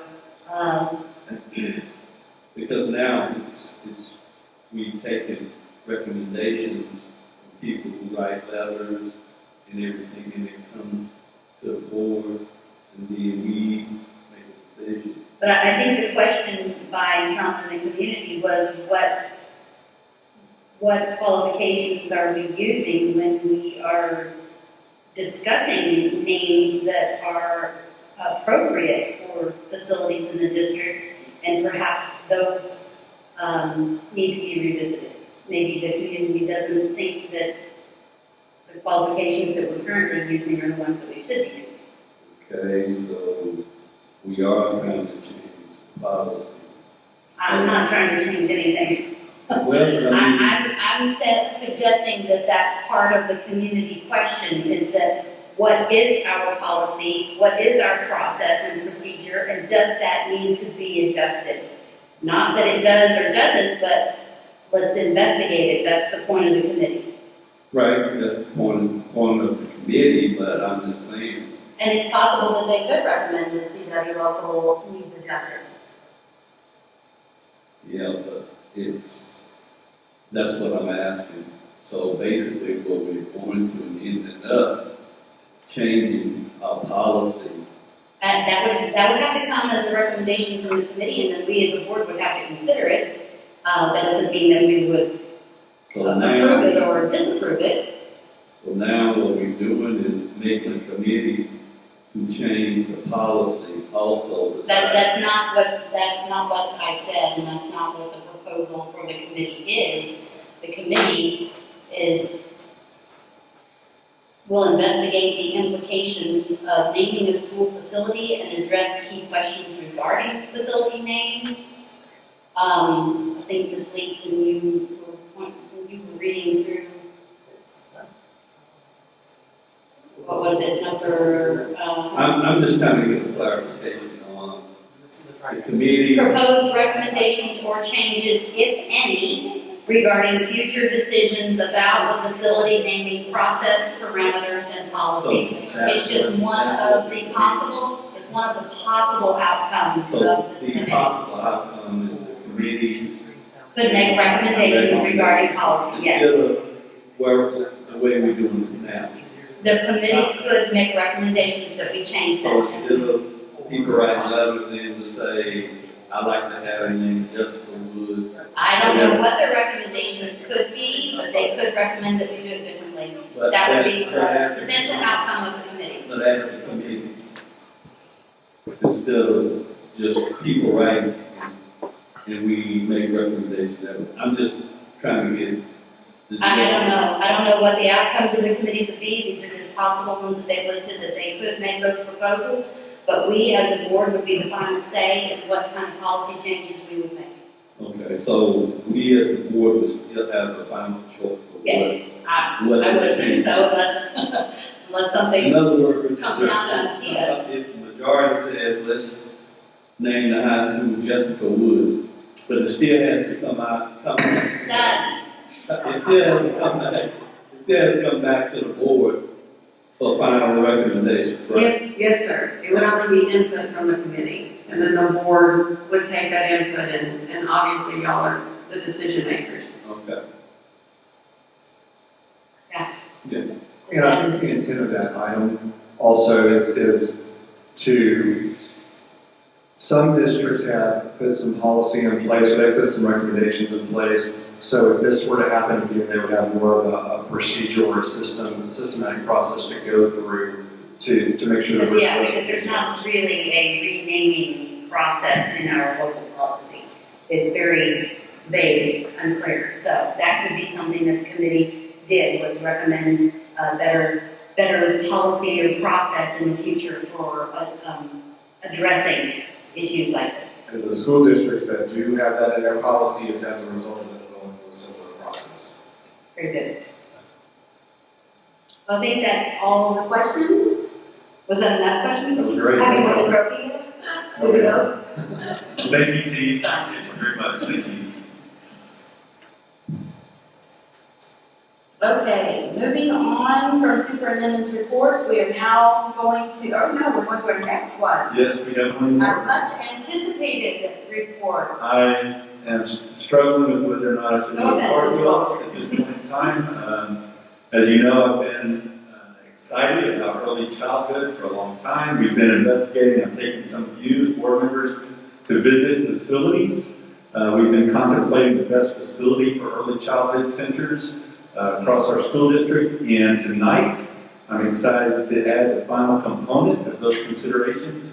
And we're going to look at the academic side. So I invite to the podium this evening dynamic duo, Dr. Anil Kareem and Dr. Antonio Corrales. And they will be presenting to you a curriculum model that could be adopted for our early childhood centers that we have planned for the future. Good evening. everybody. Thank you so much, Madam President, Board of Trustees, Dr. Ryan. We're really excited to be here today to talk to you about Teaching Brains, which is a systematic approach to measure and develop the brain of early childhood students between 0 to 6 years old. So we're really excited, and we want to start with a short video. It's going to be 4 minutes before we start our presentation.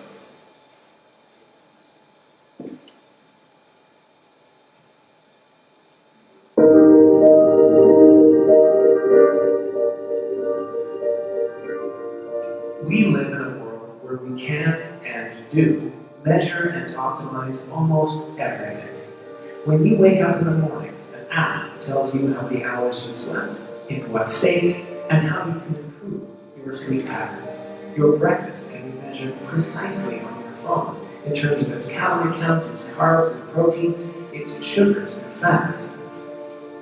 When you go for a run with your fitness watch, you aren't just using GPS to measure distance, speed, elevation. You're tracking your progress over time. And at work, you use digital dashboards and online workspaces that span continents. In almost every area of our daily lives, we've become incredibly adept at using data and technology to make ourselves better, happier, and more productive. These are exciting times, sure, but there is one area in which we have lagged: education, especially for children ages 0 to 6.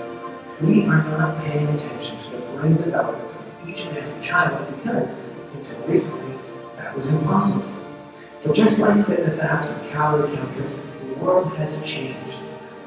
We can now use brain metric tools to improve the minds of our young learners, tools that don't add more burden to the educator, but indeed make their jobs even easier. We are fueling brains, and we believe that the future of early childhood learning is happening right now. Most education systems, from preschool to post-secondary, focus on 2 areas: theory and content.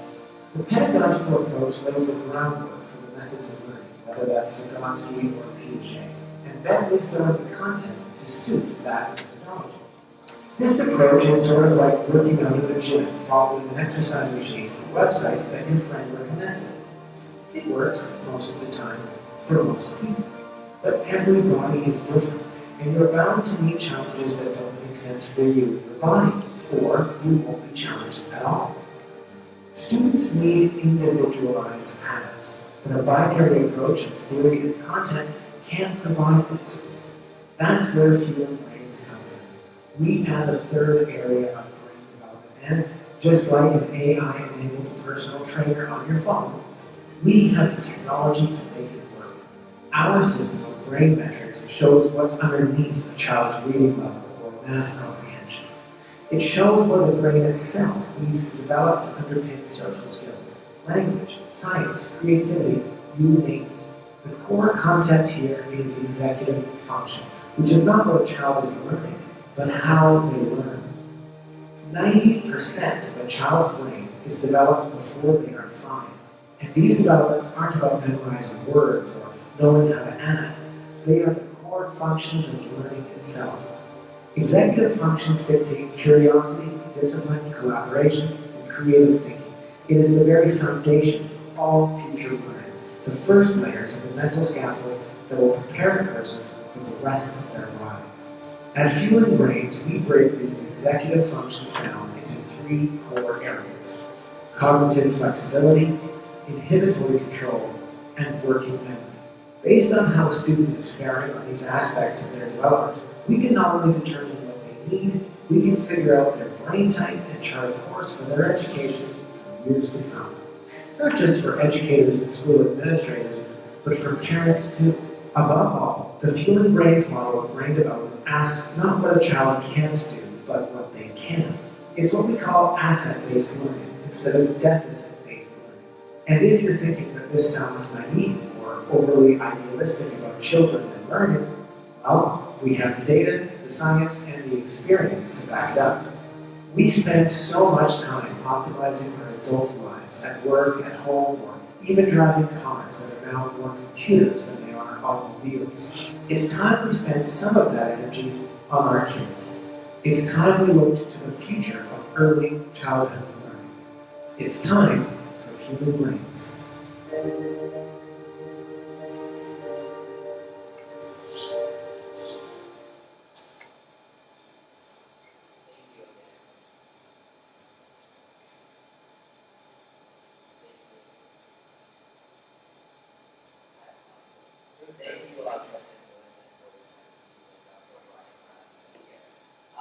Today I'm going to talk about something that's our life passion, and that's really working with young children.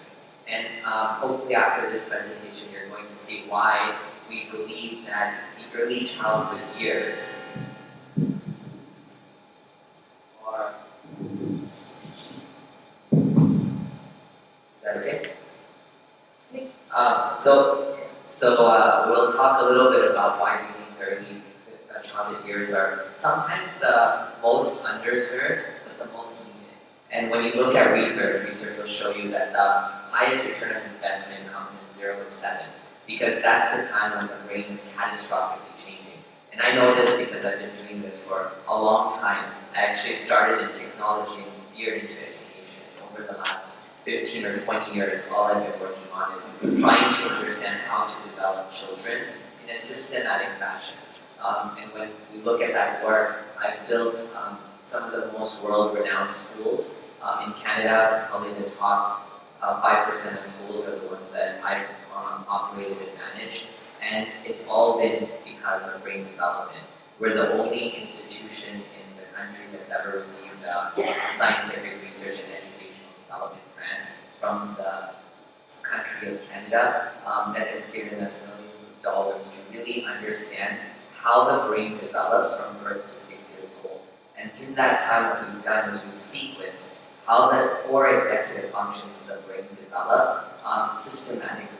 And what happens is when you have a child that has strong executive functions, they become flexible, adaptive, confident, less anxious, and more than anything, think of a cup. You have a 1 ounce cup, and that's the information that you child or that child in your system can actually absorb information. What we've done is looked at that as intelligence and increased it from a 1 to an 8 ounce cup. So that cup stays for that child for the rest of their life. And that's research back from neurological sciences. And so that's something that is my passion. And Dr. Corrales has really led in the flight of understanding how to bring that research or practical knowledge into the public system through his extensive years of experience in working with school districts and educational leaders and systematic approaches to really be able to fundamentally alter children, regardless of their socioeconomic status, regardless of their language, to really be able to break those boundaries and look at children for the intelligence they have as an asset and show what we can fundamentally change in the children so that we can build those skills so that they can be successful in the future. Yeah, the interesting part about this, and the revolutionary part about this is that we represent a system that systematically measures and develops the brain of children between 0 to 6 years old. And we do it in a way that is not disruptive in the way that the school districts conduct businesses. We adapt our instructional activities to the development sequences that they have, to the lesson planning, and we collaborate with them through a strategic planning process and a strategic coaching process before the implementation. And so it doesn't represent another program that we show the educational communities or teachers, but we work together to develop and increase capacity. And so that's the most revolutionary part. The icon you see in front of you is remarkable for us because there's only 3 things that we need to impact in a child's life. We need to first build their inhibitory control, which is that stop and go reflex where the child can take a second and pause and make the right decision. And you're going to see that in your middle school children, in your high school students, because some of those children don't have that self-regulation ability, and so behavior becomes an issue within the district for many years. The second component is working memory. We're always about content. Let's get English, let's get math, let's get science. But the working memory of a child allows the comprehension. We can fundamentally tell you the intelligence of every single child at the age of 3, 4, 5, and 6. And so you can start to see, oh wow, this child needs help to hold information in their mind. And flexibility is the teachableness of the child. How teachable is this child to be able to be flexible from one subject to another, and how can they transition between different activities? The interesting part in all this is when we measure the different executive functions and we see, for example, that a specific child is low in one of those executive functions, we have a limited time to level those and increase those in a general way. Basically, by the time that they are 6 years old, 90% of the brain has been developed. So any gaps that we have in there, any red spots that we have in there, are going to tend to remain for the rest of their life. And the interesting part about our approach is we're not talking only about the cognitive control, connection. For example, achieving a high score in a specific test. I have a child who has been gifted his whole life and get 200, never seen him do homework. My little girl, Bella, who is in senior in high school, she had a hard time doing connection. She had really hard work. So we're talking about different skills, not only connection, but also reading, work ethic, and a lot of different areas. And so when we start to focus on these core functions early in early years, then the stronger brain functions equivalent to high student achievement. So you don't have to worry about reading scores and math scores, because we can look at the brain and predictive indicators show the children that are going to do well. And instead of a one-stop shop where we're just giving them core content, early childhood needs different individualized content. And so we've done this through many different types of studies, and this is just one of the projects that we've been working on. This is a wireless Phineas device. It's the first ever early childhood tested in North American device that research universities use across the world on these big mainframe systems. But we can condense that technology so that we can start to measure the actual brain development of children. And so when we use our assessment systems, we're actually able to correlate them to the data of well-developed brains without using anything that's obtrusive in nature. So what is then fueling brains? Fueling brains is taking the traditional model and really enhancing it to step into the age of early childhood, whereas as a school district, you don't have to compete with the Montessori schools and the private schools to say, hey, we offer just as good, if not the best, early childhood education in the world. And that's the idea of Goose Creek, is as you progress into the age of looking at the importance and the investment in early childhood education, we want you to become the leader in our state to say that, look at our children. And we do that by giving metrics. There are no given metrics. Everybody looks at children from a social, physical, emotional, cognitive domain. But when you look at the core way that the brain is intended to develop, we're giving you the IQ, a predictive IQ indicator of a child that can be changed.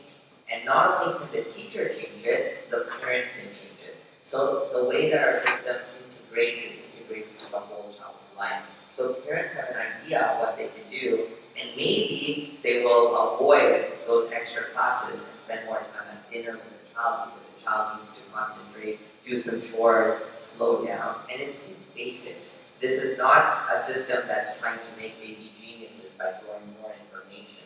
It's in fact slowing everything down to be able to say, let's focus on what's very important. Well, and that part of the parental involvement is so critical for us. We have a parent university, which the parents are easily able to access the same activities that the teachers and the administrators are doing in the classroom at that particular time, in real time. So that's something that we're really proud of. So how does this all done? It's through an integrated early learning suite. And what that means is that we have a child intelligence tracking system. Now what's remarkable about this is this becomes the teacher's intelligence. So imagine how everybody works on data, and teachers love data, but they don't have a system to implement that data. So they may see reading scores, they may see brain development, but how do they impact it? So what we do is every classroom becomes its own individualized classroom. We do a classroom health score and a classroom health report. And every classroom teacher gets a virtual coach that helps them plan out the lessons. So if the class classroom is struggling with inhibition or behavior, then we can work on that. But still maintain individualized treatment inside of the classroom.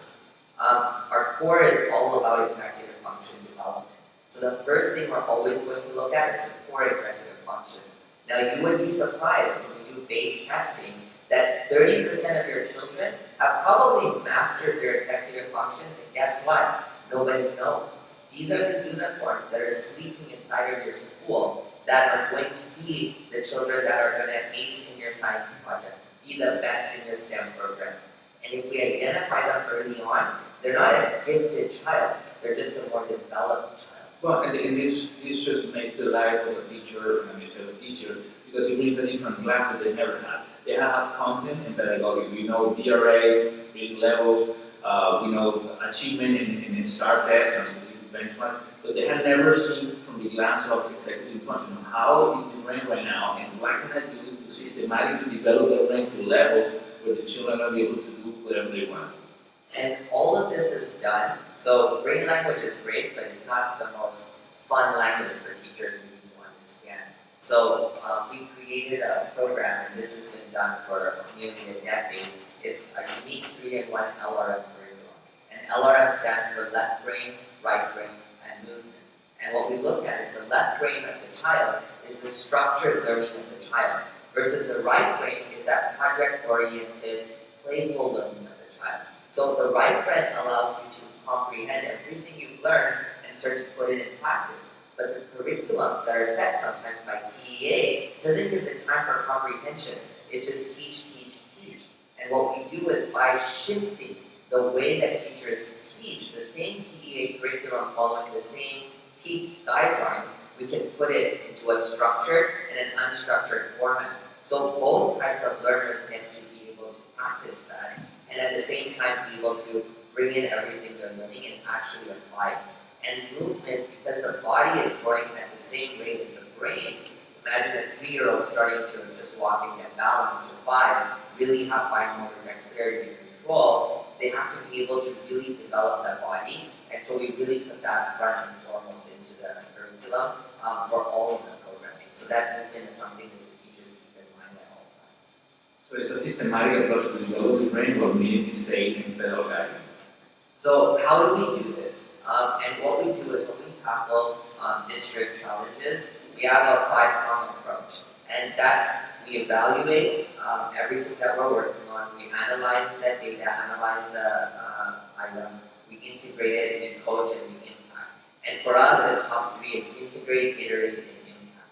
And we do this through a strategic management process that will kind of define which is going to set out these standards. So what we want to be able to do is really impact the scope and sequence so that the scope and sequence can address the individual children and the classrooms and the needs of the different children and campuses, really work with the administration. So our coaches work with the principals, the assistant principals, the district leaders. Our views are across the board. The district, the school, the teachers, the coaches, and the parents all circle around that child, and then we focus on the lesson plans, all the different assessments you're doing, and really correlating the data so that we can customize it to the way that you want to see your district strive for success without having to buy any new systems and technologies and utilizing the curriculums you have, which are probably good curriculums. It's the content and pacing that needs to change, and we have to teach the teachers how to read the children, and we can do that in minutes and hours, which would take them months or years to figure out, and then it's And so we follow a strategic planning process of 10 steps in a way that it becomes develop trust within the community. With the first step set around for success, we create a semi-strategic planning committee with school leaders and different members of the community where they can have an input of what are the general goals, what are we looking for, what are we want to achieve. When we go through the strategic planning process, we set up the program DNA and what are the general guidelines that we want to follow. And then we follow up the next phase, which is basically the implementation process. How are we going to develop the lesson plans? by following these cognitive systems, but integrating those activities that are going to help developing systematically in the brain for time. Also, the assessment process. How often are we going to be assessing the brain? Every 3 weeks, every 6 weeks, and how do we going to be collecting the data? So there are several ways we can train the teachers. We can do it ourselves. And what this does is when we're trying to change something and we're creating a movement, a grassroots culture, this is creating the committees up front and it's getting the buy-in of the teachers. So what we've learned is teachers are very scared to bring in new things and new systems into the district. But when they start to understand they have a voice, we actually customize the system to the needs of the district and the schools. And when teachers feel like we ask them, because this is the system they're going to use every day, you'll be blown away at the responses we get from teachers. And then we create the super users that then move from the strategic planning to the PLC process to actually serve the implementation. And they become the best champions. So whether they're the lead pre-K teachers, or they're the instructional aides, or they're the counselors, and you'll be surprised that by 95% accuracy, by looking at the data, I can sit with a counselor and tell you the personality of every child. And people will listen and say, how do they know our children are here every day? But it's that accurate and they feel supported because now we can identify the teachers that can develop different children because each teacher is actually an individual with skills. So you might have a teacher with 10 years of experience and a new teacher that comes in 2 years. Well, when you're doing your lesson planning, they can see the lesson plans of the 10 years in the classes. And the coaches work with them to say, it's not so hard. Let's see how we can work it out. So what might take 3 or 4 months to change a classroom tenor might only take 2 or 3 weeks. And then all of a sudden, the teachers are starting to have success. And if we look at the different other aspects, the material change, the business model, the organizational capacity, and the strategic leadership, because at the end of this process, the schools are going to have a mini strategic plan, it's going to be aligned with the district strategic plan, but it's going to give them a roadmap for the following years on how do we continue this cohort of children that are going to be impacting the district in the future. And then this comes to completing that. So our strategic plans are typically 100 to 150 pages that are built through with the stakeholders. We go through everything piece by piece, and then we go to implement the strategic plan. And now we go back to that 5-prong model where we're evaluating, we're analyzing, we're changing, and the teachers feel like they're in control the whole time. The district principals and the school principals feel like they're in control. The CNIA team feels like they're supported because the documentation is now getting metrics and data that's showing them how much the teachers are using it, which children are facing at certain levels. So you start to see this catastrophic impact all revolving around the development of children. And really to end with that, I would say that the most revolutionary thing that I've seen with teachers is teachers that struggle with behavior, and they said, you know what, it's not the child. I just didn't know I didn't develop this in a child. And they see that when they see the brain development, because the child might be doing 70 things perfect, and there's these certain things that they just don't understand. Now they have a way to develop that. And so the teacher gets a little bit of that nudge to see that, hey, I need to work on this child. It's not the child's fault. Thank you so much. I met with Dr. Corrales and Dr. Kareem a few weeks ago, and what was most impressive, they let me see some of the research that they've conducted over the last several years. And I don't think you probably have that part of your presentation because I asked them to keep it brief this evening, but they actually have teacher rosters with the students listed on them, and they can click on it.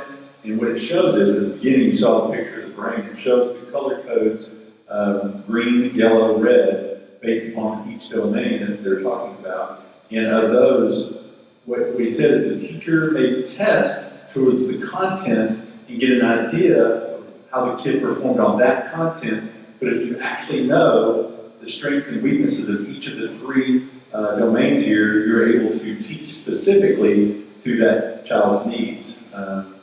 And so I was very impressed with the research that you were able to produce and show as what's at the fingertips of each teacher who has their children. And for those teachers, they can also look at, let's say, working memory. They can see the children that are excelling and struggling with working memory, and group those children. And the engine will recommend them to teach activities that are aligned with that group. So it's easy for the teacher to be like, oh, I can do that activity. And now I'm no longer, I'm just trying to figure it out by myself. But some teachers can, and you're going to start to see such a collaboration of feeling great teachers that are building activities that are supporting the brain development of children. All right, I think they're open for questions. If board members have any questions for presentation, presenters this evening. If we wanted to like see this in action somewhere, or any districts around here that are. So talk about your movement from Canada to the United States. So I can't see you back there because I'm a little short, but that's okay. Basically, I have been all around the world presenting at conferences. I've been approached by the sheikhs of KSA, the Chinese, the Ministry of Education in China, the presidents and country officials in Egypt, in different areas trying to build early childhood education. And comes Dr. Krauss years later and says, hey, we need to take this to America. So America sees it. I've been in America, I've been working in America. I don't know. America's a whole other animal. The Canadian government really likes me. So I think I can help. So I built a not-for-profit government school a little over a year ago. And I thought, there's all these childcare deserts, and so the government gave me a lot of extra development power to develop schools. So I was in my own little way. And comes a small district here in Houston, Stafford, not too far from my home. And so we walked to Stafford, they were building an early childhood center. Said, okay, we'll talk about brain development to see what they're doing. And here, Dr. Collis was like, no, you need a kids use system, you need a kids use system. And we had already built this algorithm and this technology to support our programs. And he said, okay, well, what are you looking for? And then, I started my early childhood career, in fact, in Texas, in Sugar Land, Texas, in 2004. And so, when I saw the children, and I'm like, oh, we can really make an impact. Title I school had different challenges, but really, if I tell you the initial data findings there, 66% of preschool children were progressive to excelling in grade standards, but only 30% or 40% were above PRA scores, and that just did not make sense. And then when you start looking at it, what happens is it's the lower end of 30% that don't have the developed skills. We spend most of our time reteaching work, we forget about the rest of the population, and it starts to pull everything down. And so this system then was adopted and implemented. And since then, we have adopted into about 45 U.S. schools in federal Head Start and public school programs. And that's kind of our team. I have a staff of over 500 people that work in early childhood systems and programming and teaching and all kinds of different areas. So it's a passion of ours. And when we had the conversation with Dr. Brian and children system, this is what's supported for us. If you guys have a movement to go into early childhood education and do it with fidelity and you're doing it for the children, then we would love to be a partner with that. As I stated, Dr. Price and Dr. McCall have been investigating the facilities, and the facility we're looking at, there's only 2 in the state of Texas. This is another thing that would be on the cutting edge, entering into the state of Texas. So. I'd like to make a comment. Thank you for coming to our school district and talking to us about this. This is really interesting. I especially like, we have challenges in our community with low SES in certain areas, and what I really liked was what you talked about was talking about classroom management stuff and redirecting. To me, it's almost like redirecting not only classroom management by the teacher, but discipline, because a lot of times we identify kids, especially kids that are low SES, as discipline issues not based on when they're very young, not based necessarily on the fact that they might be discipline issues versus we're not tapping into potential that the children have to be able to create. Because they have come from diverse or, backgrounds where they have situations that they can't control. Being able to give teachers the tools to be able to reevaluate the way that they handle children, I think is a great asset for our community. And this is something that I'm very interested in. I'm also with Ms. Guy. I would like to visit a facility near here if you have one, or even wherever it may be, I would be interested in looking at it because I think this is a really great idea. And that's the way that we work, right? Within the first several months, it's about meeting all the stakeholders and really understanding how your district works, and really sharing all of the tools that we have at our disposal, right? When you're looking at building a system, we can't say that you're going to be the same as HISD or Fort Bend or Cypress or any other district, right? You're your own district, your own schools. And we like to, like for me, if I'm going to put a name on the school that says, hey, this could be a fueling brain school, I would want it to be with fidelity of implementation. And that's exactly what we would look at is, what does your vision look like? So when you have a functional school district, you may be able to say, hey, look, we know we can get our children past the STAR test. But, okay, if you look at these children, and you're showing me these children that are the unicorns, how many can we get to that level? How many can we get to progressive layers? And what you said is really important in lower socioeconomic status communities. In fact, it's the opposite too in higher socioeconomic status communities. Many children are coddled in behavior. So they're actually, I wouldn't say pampered, but they're actually pampered in behavior, which actually increases their behavior issues. And you start to see that same behavior pattern in both such style communities. So really, when you start to break down a child, and you can see when we look at the 3 functions, we break them into 9 intelligence markers. And so between those 9 intelligence markers, we can pinpoint where the greatest need is for that child. Was it emotional control? Is it impulse control? Is it task initiation? Is it self-independence? So the algorithm I created gives more merit to self-regulation than it would cognitive flexibility. And so within those 9 intelligence markers, a child that you would see in an area that has behavior identified, it not only shows you behavior indicators, but all 3 brain functions are integrated together. So when we fix or we develop 3 of them, they're actually developing 9 different strengths. And so the child hits success, and the biggest factor is the family hits success, because the family is experiencing what the school is, maybe at a whole different degree. And I've seen children that are locked in closets at home, that are not given food because they weren't listening, that are put into timeout for hours a day. Why? Because the parent is struggling with behavior and they don't have any other means to be able to solve it. But if we can show them that this is just something that needs to be taught, and we're teaching them how to learn in life, just as simple as sitting in a chair. You need to learn how to sit in that chair. But we just assume the children come born with all that knowledge. And a lot of children in lower socioeconomic areas actually have more working memory potential because they have a lot of grit. They're given independence because their parents are like, we'll figure it out. And you'll start to see in these populations where children have predictive indicators of maybe autism, speech delays, foreign language issues, English language issues, they're actually the most independent.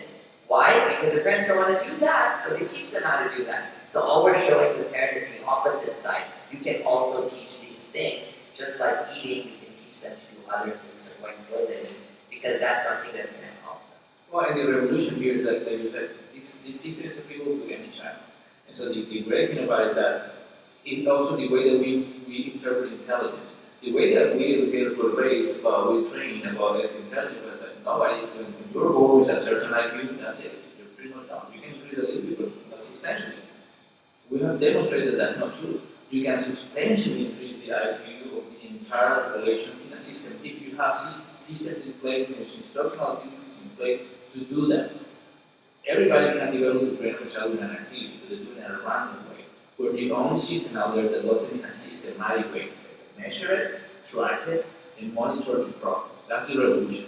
So what TEA has done with this last legislative session, they went from funding pre-K for half of a day to funding it for a full day. So of course, you know, as a board, you were funding 2 campuses full day prior to TEA supported that. And what this program may offer you as a board to consider is while we have full day pre-K now funded through House Bill 3, I think what you'll hear in the future is the possibility to reach out to pre-K 3-year-olds. We'll have pre-K 4, we have about 1,000 students across our district right now.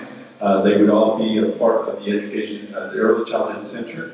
Ms. Jackson, Ms. Hale, Ms. Roach, Ms. Robbins would be working with this Fueling Brains program and the teachers that would be selected specifically for the pre-K 4 program. And then, like I said, in the future, potentially adding pre-K 3. I think they would even go as far as say pre-K 2 would have huge impact on Goose Creek. We could be a leading edge provider in early childhood that is closing gaps that we don't even identify until the third grade STAR test. And then at the third grade STAR, that's not true completely, but officially, we're doing a lot of pre-assessments, but officially, the third grade STAR is what shows us a huge deficit. And so we can identify it earlier with the child, either through parent outreach and or through getting those children earlier into our school system. It'll be a question of funding at that point in time, just like it was for you to go full day pre-K funding for some of our campuses, even prior to the state coming on board with it. So that's a conversation for the future, but I want to thank y'all for your presentation. I want to make sure the board has any other questions. Go ahead and get those now. Thank y'all very much. Appreciate it. President Wood, one more fact I'll leave you with, since Dr. Ryan mentioned it, is that in the brain, the most neurons, can you tell at what age the most neurons are in your brain and your entire brain? Take a guess. I think 6. 2. And between 2 and 6, the brain is getting rid of them because it's trying to become more efficient. So it's so interesting that you mentioned.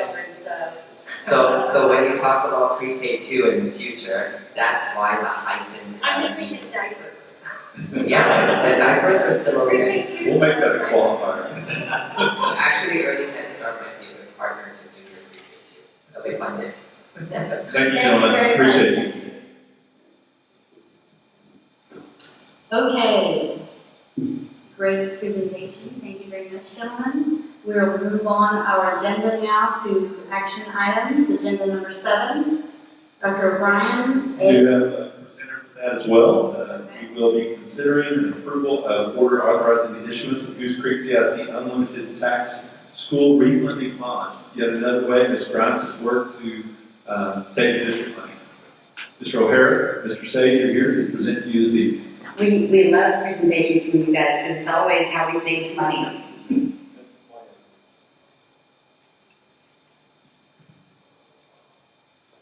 Good evening, Ryan O'Hara with HSI. I just wanted to point out first before we get into this, you have already kind of approved this before, earlier in the year. However, that credit over expired after 180 days. But during that time, interest rates have actually dropped considerably. So this is just a benchmark look at the AAA municipal bond rates. And then you can see the blue line there at the bottom, signifies where we are in 2020. The other lines are from 2019, 18, and going back down to 2010 to give you an idea. We're in a historically low interest rate environment. Next slide is simply a look at taxable yields. We're going to be doing one of the issues is taxable. Based on the new tax legislation, if the call date on the bond is over 90 days out, we're precluded from doing a tax-exempt deal. But as you can see, taxable rates are very, very low. So we're going to be doing one of these transactions is taxable. The first issue I want to look at is the tax-exempt issue. It's just under $31 million. We'll be pricing this transaction in November, closing it in December before the end of the year. This refinances, again, $30,680,000 of your Series 2012 bonds. Based on today's tax-exempt rates, we can save the district just under $1.9 million. And this page here kind of shows you on the far right side how that savings pattern kind of shows itself. It's going to be in years 21, 22, 23, and 24 where that 1.867 comes into play. So a much bigger transaction is roughly estimated at $99 million. And this is the one that we're working on. We're probably going to be pricing this transaction middle of this month, probably the week of the 19th. And this looks at refinancing portions of the Series 2014 C bonds as well as the Series 2015 bonds. In this one, we're estimating saving a whopping $14.3 million. So all in all, we're looking at 14.3 plus 1.9 in savings for your taxpayers. And you can see the savings pattern on this, roughly just under $700,000 a year from years 22 down to 2041. Mr. Sage prepared the parameter order that we're hoping for your adoption tonight. But be happy to answer any more questions. Can't get any better on the different grades, so that's why we're tonight. Get rolled. Be happy to answer any questions you might have. Keep going. Thank you very much, Ryan. Again, Tom Sage, Vice President of the District. It's a pleasure to see you. We prepared the order for your consideration that in this single order authorizes us to issue both transactions. So it's the only action the board can make. One thing I should point out that we did have this order adopted earlier in the year, but in some ways the order acted the way it should, which is if you delegated the authority to take action for 180 days, the market didn't present the opportunity, and so we're back in front of you. That's how it's supposed to work. So with that, I'm happy to answer any questions.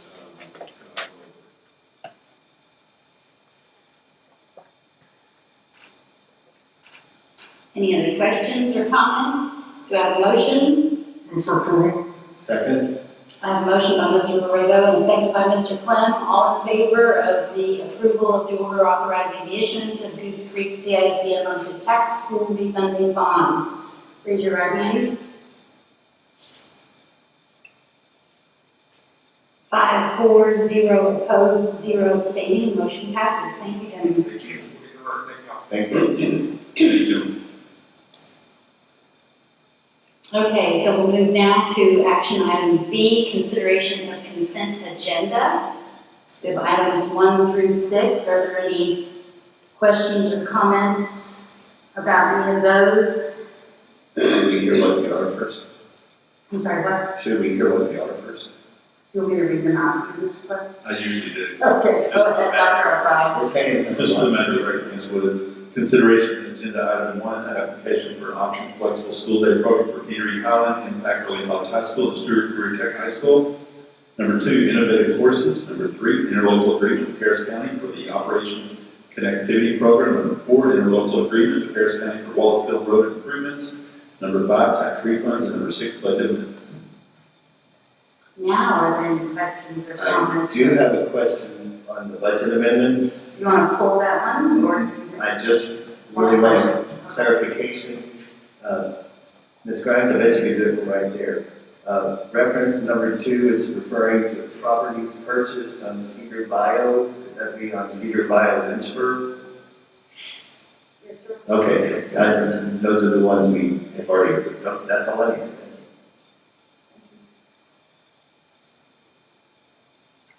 Administration does recommend for approval. I move to approve action items B 1 through 6 as presented. I have a motion by Mr. Clem and a second by Mrs. Guy to approve consent agenda items B 1 through 6. All in favor? Any questions, comments? Anyone want to pull any of those? Nope. All in favor? Do you have a question, Mr. Sam? Oh, okay. So all in favor, raise your right hand.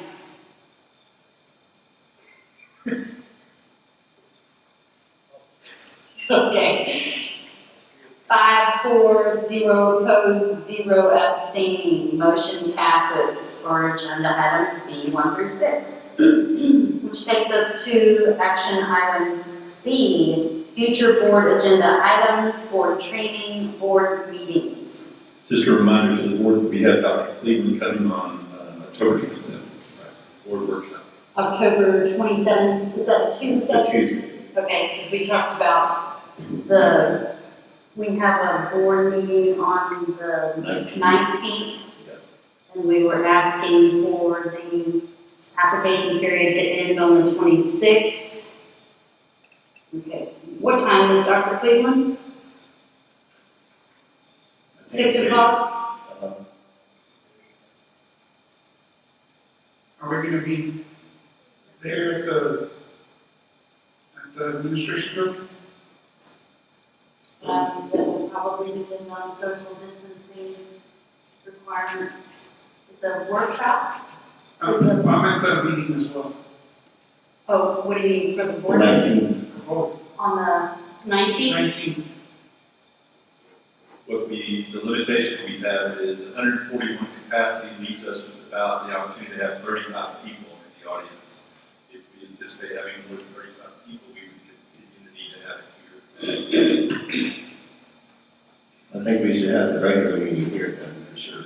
Yeah, the regular meeting probably would continue here while we're still under social distancing guidelines. Who's coming to the board workshop on the 27th? Okay, Not as many. Okay, we can probably do that at home. Probably social distance for the board workshop without the big one. At the board building. Right, so that's on the 27th. Our regular meeting on the 19th will be here if Mr. Guy approves the use of this facility. This guy will make that happen. This guy, we make that happen. Actually, we do need to be sensitive to the theater. Yes. If they do have an upcoming play, let me know. We'll work on that. I'm not sure we're open up to those at this point in time. As Jackson saying. The 19th is our next regular board meeting. And I wanted to bring up if 6 o'clock is the time that we want to stick with. Now that y'all are back in school, and I know Mr. Poppy sometimes has difficulty, is that too early? Is that Yes. fine? It's too early. 6 o'clock is too early. Do we want to adjust our meeting start time back to 6:30? Yes. Is everybody okay with that? To accommodate our board members, 6:30? I understand it's okay for everyone as long as the meetings have a limit of 90 minutes. Let's go. This one's enough. Okay, so Ms. Garcia, let's do that. Adjust back to 6:30 for our board meeting times. Excuse me. Any other board trainings that we have upcoming? I know we just finished our hospitality. For the record, I was kidding. Just No, we put that in the record, 90-minute. here at your pleasure. Remember, the CASB test is available till the end of the month. Yes, available till the end of the month to log in and see any of the sessions and log your CDC time. I think Mr. Sampson's ahead of everyone on this. Hey. And I did cybersecurity, okay? Yes. I would like to request that we revisit our BED local policy, which is public participation in our meetings, specifically to include a plan for the written comments and how we're going to review those, etc., so we don't get into the 100 things that we have in the past. Yeah. There's really nothing. We do that. The written submission, though, was simply it was simply something that we allowed during the video. And I understand that, but I think if we had it in the written policy, we would all be more comfortable enforcing whatever said policy is. Because we never denied the people the chance to call in and speak live. We just also added the write-in. I'm sorry it got out of hand because we heard the same thing. And I know it's I important think for that's something that we everyone. would have to consult with our board attorneys I would on. really like us to consider doing that. Yeah, we have done, and their final, their final suggestion for how to possibly handle it is the way we handled it the last Right. meeting, pre-submitting any written submissions, because written submissions are not required. We are not required to honor them, but since we were accepting them, we were able to cut them off 24 hours in advance, giving board members the opportunity to review them on their own time prior to the board meeting, as opposed to trying to review them during the board meeting. And that's probably a policy that we need to write in so that we don't forget it. That's my request. So that we don't forget it for next worst case yeah. scenario where we're back on video conferencing. We're done with those. Right. Yes. I'll leave it work with that. Yeah, okay. Mr. Sampson, your microphone is on. Agenda items? Okay, I want to have on there, and I know I'm way ahead of schedule, but that's on the 19th, right? Our next board meeting is on the 19th. Yeah, I want to put a, I guess, a congratulations or a thank you to our IT department for all the things they do. October is IT department month. Yeah. Thank you, Mr. James. You get to park in the front spot. Yeah, park in that spot with the SFA. I'm buying him spray paint tomorrow. We could make him his own parking spot. I told him I'd buy some gold and some mermaid spray paint for him. Okay, so at this time, we move to a closed meeting, all right? It looks like we have, excuse me. At this time, the board will now recess into a closed session pursuant to the following sections of the Texas Open Meetings Act, Texas Government Code Section 551.071, 072, 073, 074, 075, 076, 082, 083, 084, 087. No action will be taken while the board is in closed meeting. The time is 8:28 p.m. Monday, October the 5th still.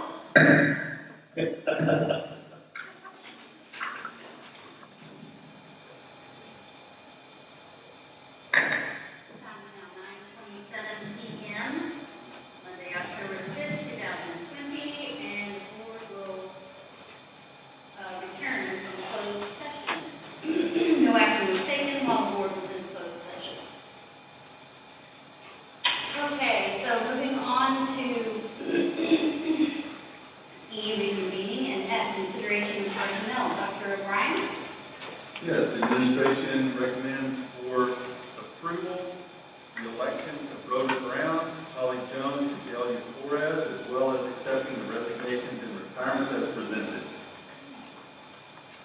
I move to approve. I have a motion from Mr. Clem, a second from Mrs. Guy to approve elections and resignations as presented. Any questions or conversation, comments? All in favor, please raise your right hand. 5-4, 0 against, 0 abstaining, motion passes. For administrative recommendations this evening, we have administration request that the board approve the selection of the CTA specialist as accountability and academies, Jennifer Hillary. Second. I have a motion by Mrs. Guy and a second by Mr. Laredo to approve the CTE Specialist Accountability and Academies election. Any questions or comments? All in favor, please raise your right hand. 5-4, 0 against, 0 abstaining. CTE Specialist motion passes. The administration would recommend the approval of the selection of an assistant athletic director, Gregory Smith. I move to approve. I have a motion by Mr. Clem and a second by Mrs. Guy. Are there any questions or comments? At this time, raise your right hand if you approve.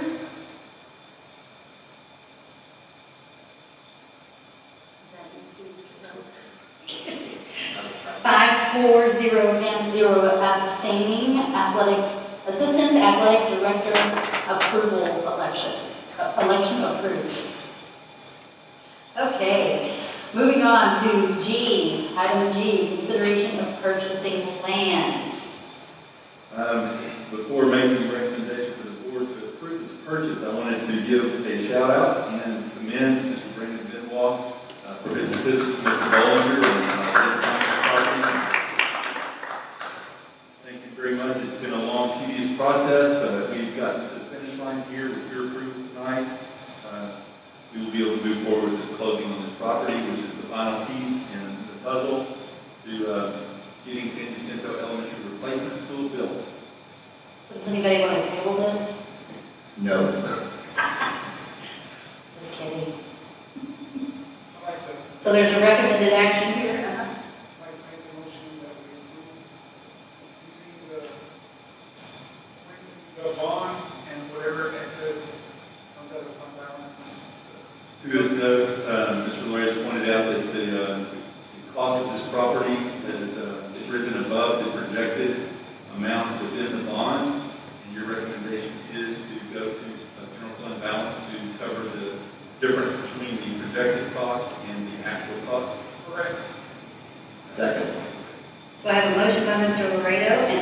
by Mr. Clem. Are there any questions or further comments? All in favor, please raise your right hand. That's 5, 4, 0 against, and 0 abstaining. Motion passes. So that leaves us item number 8 on the agenda. I move we adjourn. A motion and a second by all in full. Raise your right hand if you say yay. Yay. Thanks to all of our presenters this evening, and thank you to the IT team. And thank you to Goose Creek Memorial High School for hosting this board meeting. Meeting adjourned, 9:32 p.m.